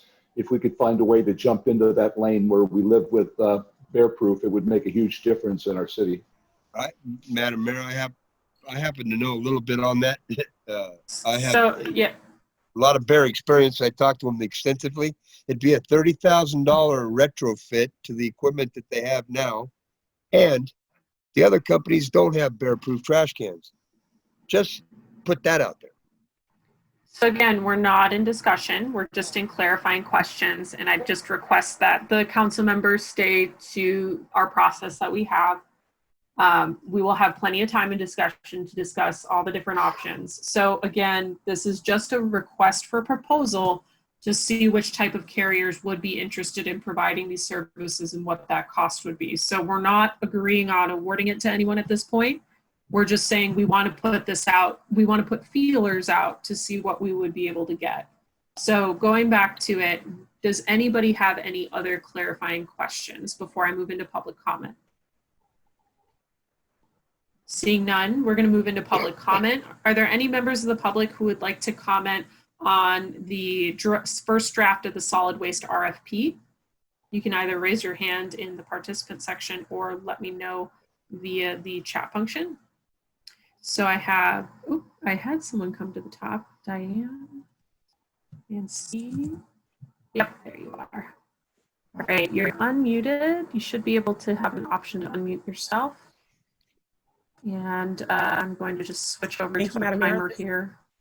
Oh, go ahead. Thank you, Madam Mayor. This is Diana with Clemens Waste Removal. I was a little concerned because the last time that we did an extension on the contract that I spoke with Todd, it was with the intent of negotiating a long-term or at least a contract where everybody would know where their budgets would be. And so this was not mentioned to me. And my understanding is that since it is a professional service that has been established, it doesn't have to go out to an RFP, but the two parties can discuss and negotiate those boundaries of what each one expects. And if neither one can come to an agreement, then I see it going out to an RFP. But this was kind of new for me. I did not get a heads up on this.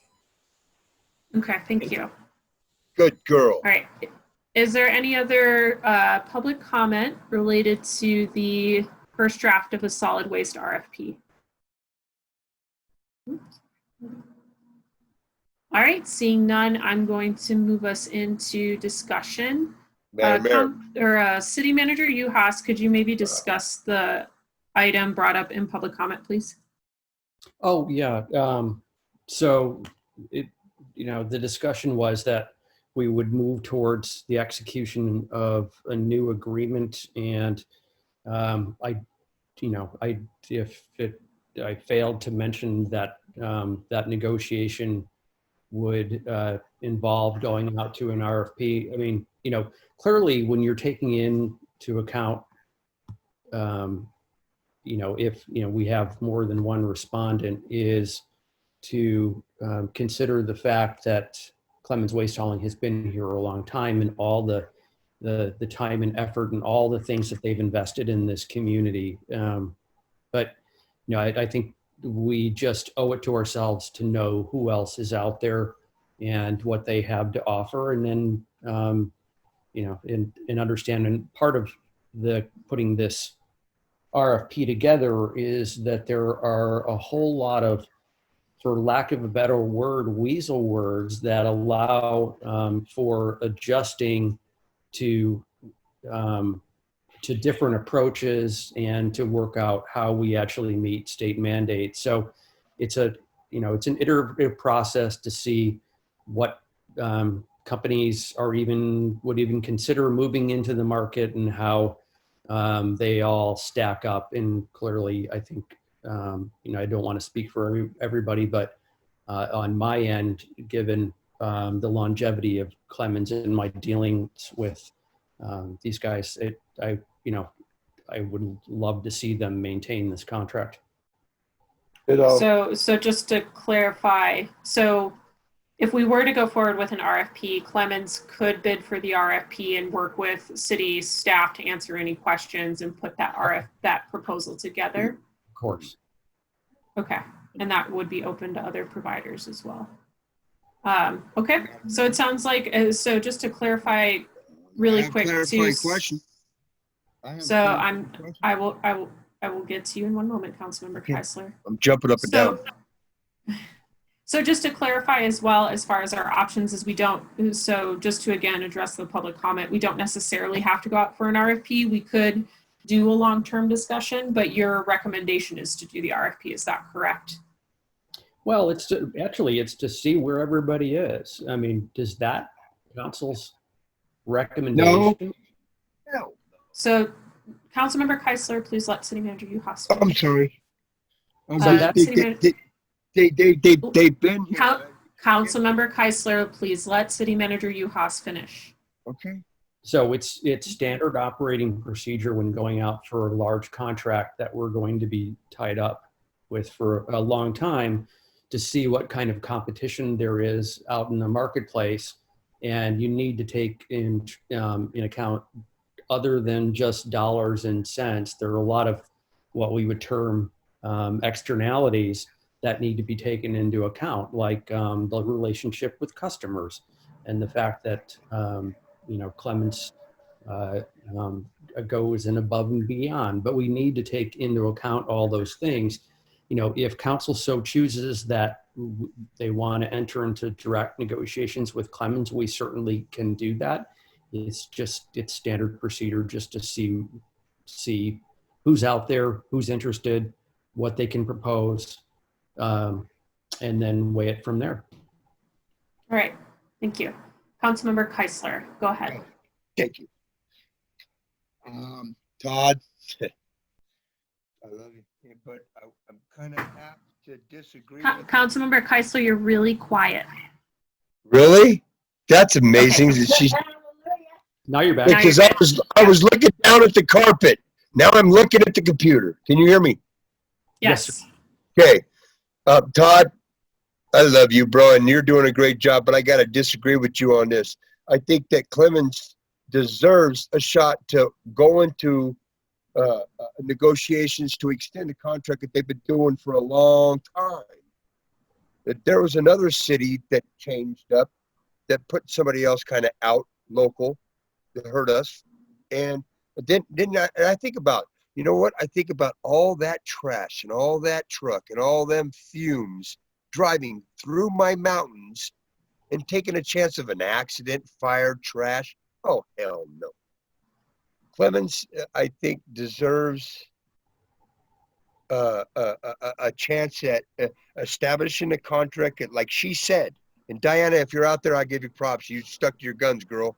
You establish a contract and you have the right to carry on. And if negotiations fail, that's one thing.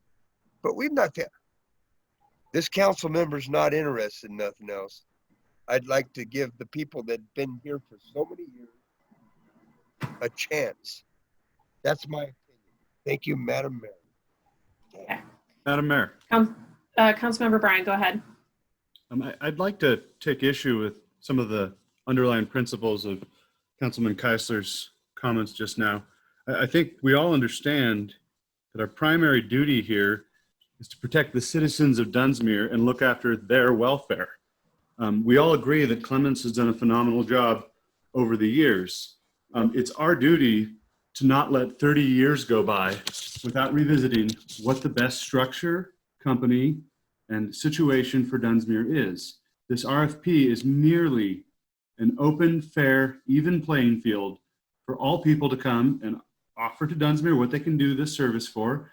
And I do imagine, I do anticipate Clemens being a very likely candidate to receive this. But I think it's just a healthy exercise to go through. Maybe if this were just a contract we had 4 years ago or 10 years ago that we're renewing, it'd be a different story. But the contract, as you've pointed out, Madam Mayor, is older than both you and I, and needs to be revisited fully and aired, and I think this is a good time for it. All right, I'm going to go to Councilmember Arth. He has his hand up. Well, I totally associate myself with the comments that Councilmember Bryan just made. And as somebody that's been in the community for about 14 years, has been through any number of visioning sessions, there's a significant community interest in green waste, even before the wildfire problem became as big as it was. There's a significant interest in recycling. The state is awash in disposables, and never, and you can blame the city councils, you can blame the city managers, never have I seen a city manager with the ambition to actually acknowledge we are subject to certain state mandates, and this is a growing problem, what to do with all of our stuff. So I'm really, really pleased that we're going from a contract that everybody says is embarrassing in its simplicity and what it leaves out. You know, to just put another rubber stamp on the Clement contract would be the easy thing to do, but we're trying to do better as a city. And that includes being part of the solutions to bigger problems.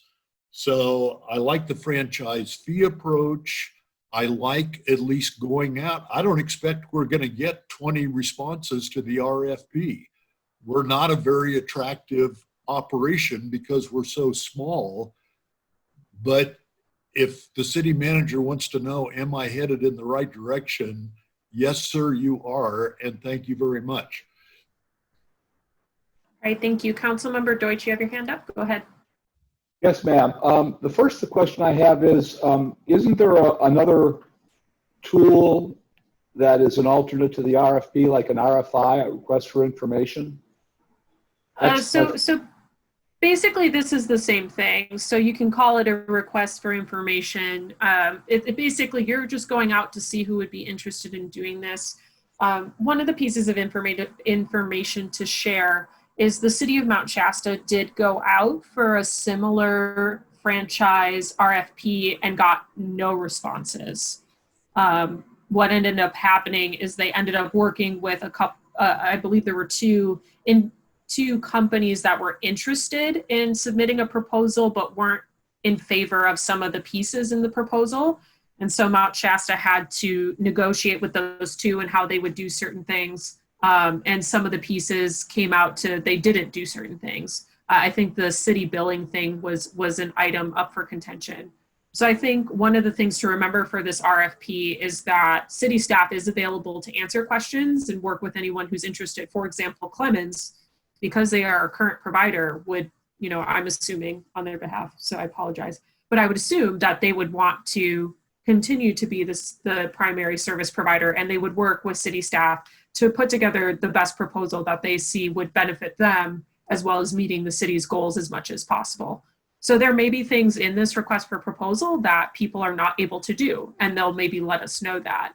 Or they come back with a proposal for a very, very high cost, and we just, as a council, go, you know, that service isn't worth it based on that, depending on what it is. So the one that comes to mind is we do have in the RFP about a Christmas tree pickup option.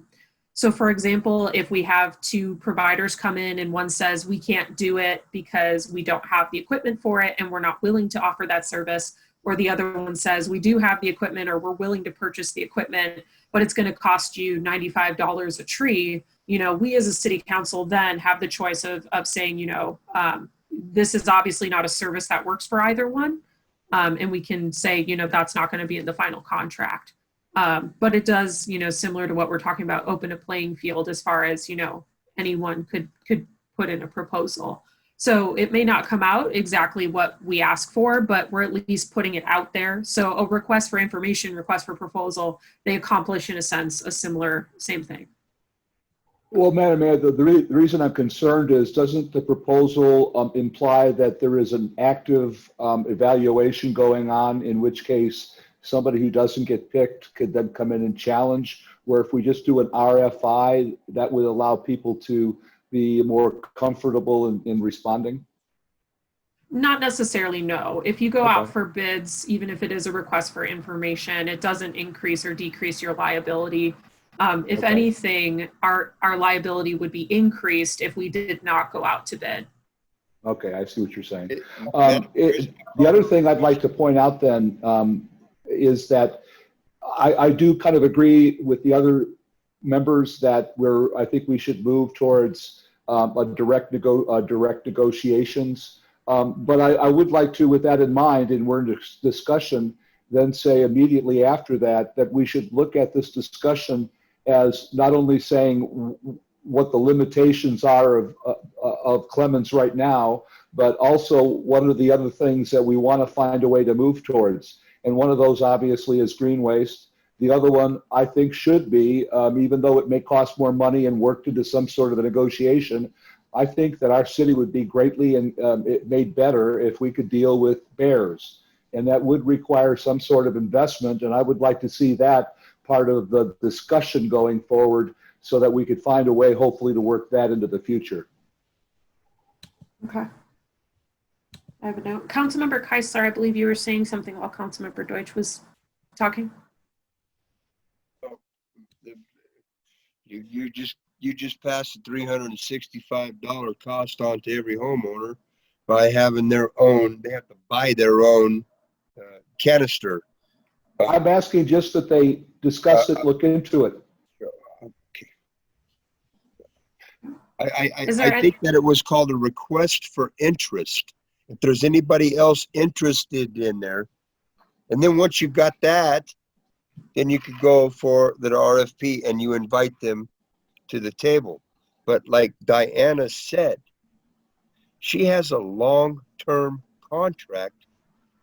There's no reason to go out for RFP until we can't come to an agreement or a resolution on a new or an extension of an existing contract. I'm just trying to reiterate what this businesswoman has said earlier. And Wendy could read the words back, but she's right.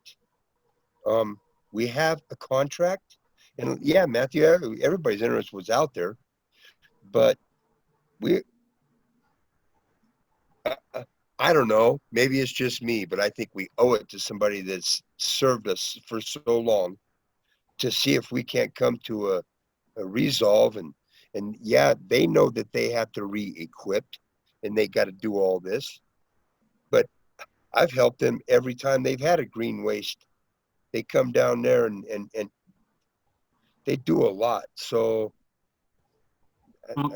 to kind of sum up, Big Dave, I believe we all appreciate Clemens, and I think all of us really hope that Clemens can, working with the city, come up with a beneficial relationship such that it's best for the city, but and best for Clemens.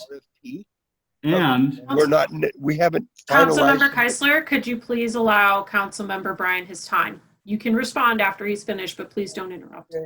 yeah, mainly I'm pointing out that the narrative here is not anti-Clemens versus Clemens. It doesn't please me to hear that they weren't aware that we were going out to RFP. However, RFP is the fair, open field. Now, it could be we only have one applicant, and it's Clemens, and it'll take on the same feel as negotiations with them just directly. But the RFP gives the opportunity for the citizens in Dunsmuir to know their options, if there are options. So this is just kind of in principle how things need to be done to avoid corruption overall. I don't think our relationship with Clemens is corrupt, but if you say, because we've been in business with them, I don't appreciate you even using that word. Well, no, I'm just saying that RFPs exist to let the citizens know that there's documented efforts to take out bids for something that's, a fairly big business for the city of Dunsmuir. So I guess I'm just saying here, don't take everyone else's support here of the RFP process as being anti-Clemens. Hear, hear. Councilmember Keisler, would you like to comment? Thank you for letting Councilmember Bryan finish. Okay, well, like Diana Clemens said. Hey, Dave, we're having a hard time hearing you again. Okay. Thank you. Again, now I you're was good. looking down. Like Diana Clemens said, we have an ongoing contract Huh? Are you Anyway, still there? yeah, I just thought I heard something. We have a contract with them, and until we can't come to a resolve, because it's been a long-term contract, she's right. We can't go out to RFP until we can't come to a resolution with her existing contract. That's what I'm saying. Todd, you know I'm right. Everybody wants to know what's out, but we're obligated to give them first shot. Maybe I'm the only one that's seeing it, but I don't know. I think we are obligated to keep them in the loop, to let them know, there's a lot in this RFP, and it's a little daunting to come up with a document that fully takes care of everything and calculates out that. But I do think we owe it to them to work very closely with them to help them understand and guide them through this process, let them know what we're actually looking for, and clarify that. I mean, that's why this is discussion regarding the first draft of a solid waste RFP. And I think we should work closely with them. As far as I know, they're the only company that's going to be interested in this. But I do think RFP, sending things out to bid in the open market, at least every 30 years, is what we owe to the citizens of Dunsmuir. And so in that regard, I'd like to move forward with whatever motion we need to continue the drafting of the solid waste RFP. So is that a formal motion? Well, because it says discussion, I don't know what motion we have, but I guess I accept the first draft. I like what's in it. If you'd like to clarify and edit it further, Todd, to bring it back to us, and let us know what the next step is. City Manager Uhas, could you clarify the recommended action or desired action? So it's either to enter into direct negotiations with Clemens or to go out with an RFP, and with the understanding that this is a first draft and that there'll be several iterations that need to be reviewed and it needs to be tightened up before it actually would go out. So it'd be basically a motion to proceed with the construction of an RFP is the second option. To proceed with the Madam Mayor, RFP, with the further refining of the draft, if you need to bring it back to that, but to move forward with the RFP process. But I'd also implore City Manager to keep Clemens a little better in the loop as to what we're doing and not disregard the most likely expectation that we'll be working with our old partners long into the future. All right, there's a motion on the table. Is there a second? Second. All right, there's a second by Councilmember Arth, and I'm the Councilmember. Can I make a motion? So, I'm going to roll. all right. I'd like to make a motion to continue the negotiations with the existing. Councilmember Keisler, you're going to have to speak into the microphone. I'd like to looking make away. a motion. Is that good? Can you hear me? Yep. I'd like to make a motion to continue with the existing negotiations with the existing contract. Okay, is there a second to that motion? Seeing no second, the motion fails. We're now back to the first motion, which is a motion to move forward with the RFP process. Councilmember Deutsch, do you have any? Yep, I know, Yes. I gotcha. Councilmember Deutsch, do you have any discussion on the motion at hand? Yes, and I hope that Dave is listening to this, because I really do feel right now that we all can come to an agreement. I think, first of all, if we were to, ask the feeling of the council, all five of us would clearly voice our support and voice what Vice Mayor Bryan said earlier, which is that this is in no way what we're talking about here, anti-Clemens. It's not. I do believe that myself and Councilmember Arth and Councilmember Bryan all agree on, and I would imagine, though I can't predict, but I would imagine the mayor feels the same way, that moving the city towards a process, whenever we do it the way of best practices. And I think the best way to look at an RFP right now is to look at the context. And the context is that there probably is not going to be anybody else that is going to want to put in an investment, either in money or time even to answer an RFP. So I don't think, as Mount Shasta would show, that there's going to be a dispute. So when we're talking about an RFP, if we want to, we could cut off the top of the piece of paper where it says RFP, and everything else that is in the RFP is part of what we would go through as a process of gathering information. And it's done as it is with an RFP, with the staff willing to sit down and work through it. So if you get off the idea that because we're talking about RFP, we're somehow making it like Clemens is in some danger, we're not. This is more than anything else a process to get us into the lane of doing things in the right way. And then after that, we look at it and say, okay, now we have a list of the different things we have to go through, questions we want to ask, and that's just part of the negotiation process. And it'll be taking place as they put the RFP together. That's my idea. So I do not support Dave's motion, but I do support the other motion, which is to move forward. And I think that if we want to, after we get done with this, we could ask, are the council members in somehow against Clemens? And I bet you none of us would say we are. This is all just a matter of doing things the right way. Thank you. All right, so just to let everyone know that we do not have any public comment open anymore for this item. So Diane and Steve, we would not be opening that up at this time. I apologize for that one. But is there any other discussion on the motion at hand?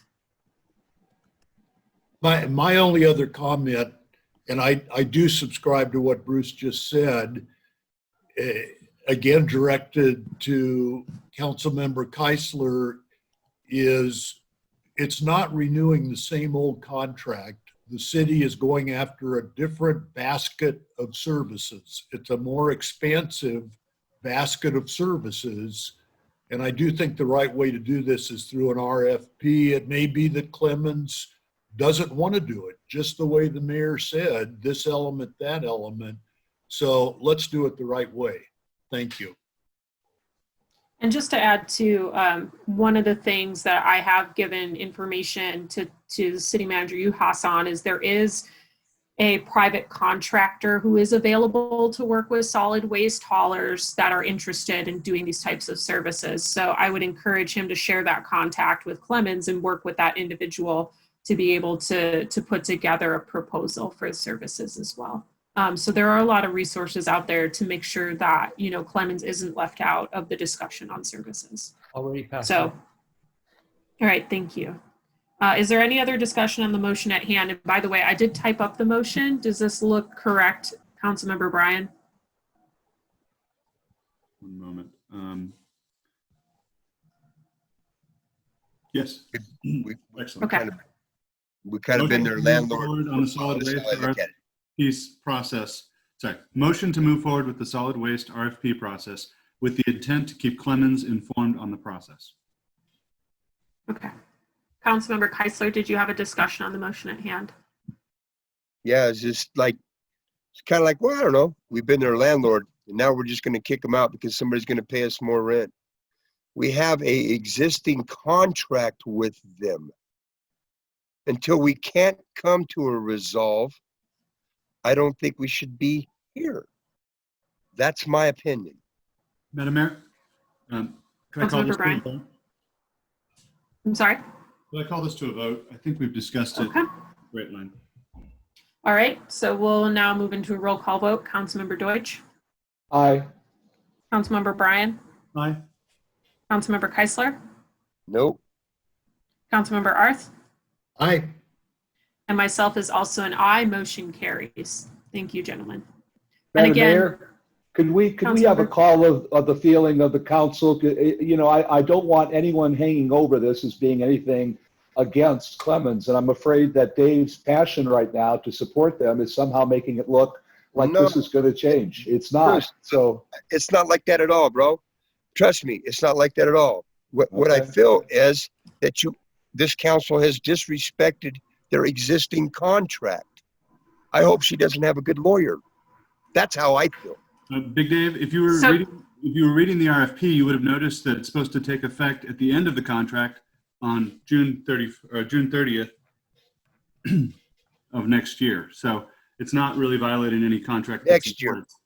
Yeah, this is to be way ahead of it, give people lots of time to discuss whether they are interested and whether we can actually expect to have some of these services met and changed and have a more modern contract going forward that takes care of all of our needs. And it gives us So again, gentlemen, we have concluded the item and motion to move forward with the RFP process. So I'm moving us on from this item to future agenda items number 12. Are there any future agenda items worth mentioning today? I do know I am going to send out an email, Councilmember Arth, about the historic district items. I've been working with city staff to kind of discuss the kind of mechanics around that request item and how that's going to format. But Councilmember Arth, future agenda items. That's it. And I very much appreciate it. I just really think the timing is critical with the number of buildings in play in the downtown and how fragile our economy is, that we not waste the talents of our planning commission, really a bunch of excellent individuals. So I hope we come up with something stronger than what we sort of have now. Thank you. Okay. Council members, are there any other future agenda items? Madam Mayor, Go ahead, Councilmember Deutsch. I would like to move us, and this doesn't have to be on the fast track, but I would like to put on the board their City Staff of the Month awards. Okay. All right, I will look into what that all entails and how that can be set up, and I'll bring it to you guys at a future meeting. Thank you, ma'am. Anything else? Yep. Madam Mayor, Councilmember Kaiser, go ahead. I would like for us to somehow, as a council, to recognize and thank Linda Shriven for all her efforts. If there's some way that we could do that. I agree. I'll support him on that one.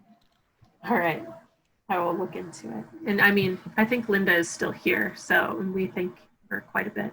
Well, I didn't but see we her, will so look I in- wouldn't have said nothing. She ain't, no. Yeah, The key is She that might she's changing from no longer being chair, so it'd be a good idea to do something with that recognition.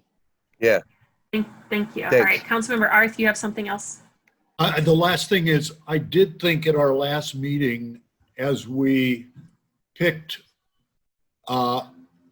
the citizen member for the finance committee, that there was a general agreement to expand the committee by another citizen and add Dina Marlott. So I'm hoping that could be maybe on the next agenda. I'll support him on that. I'll support him on that too. Okay, thank you. Any other future agenda items?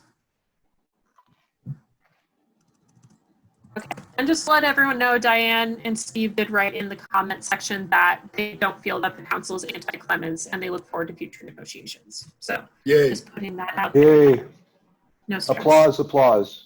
Yes, and we thank you doing that.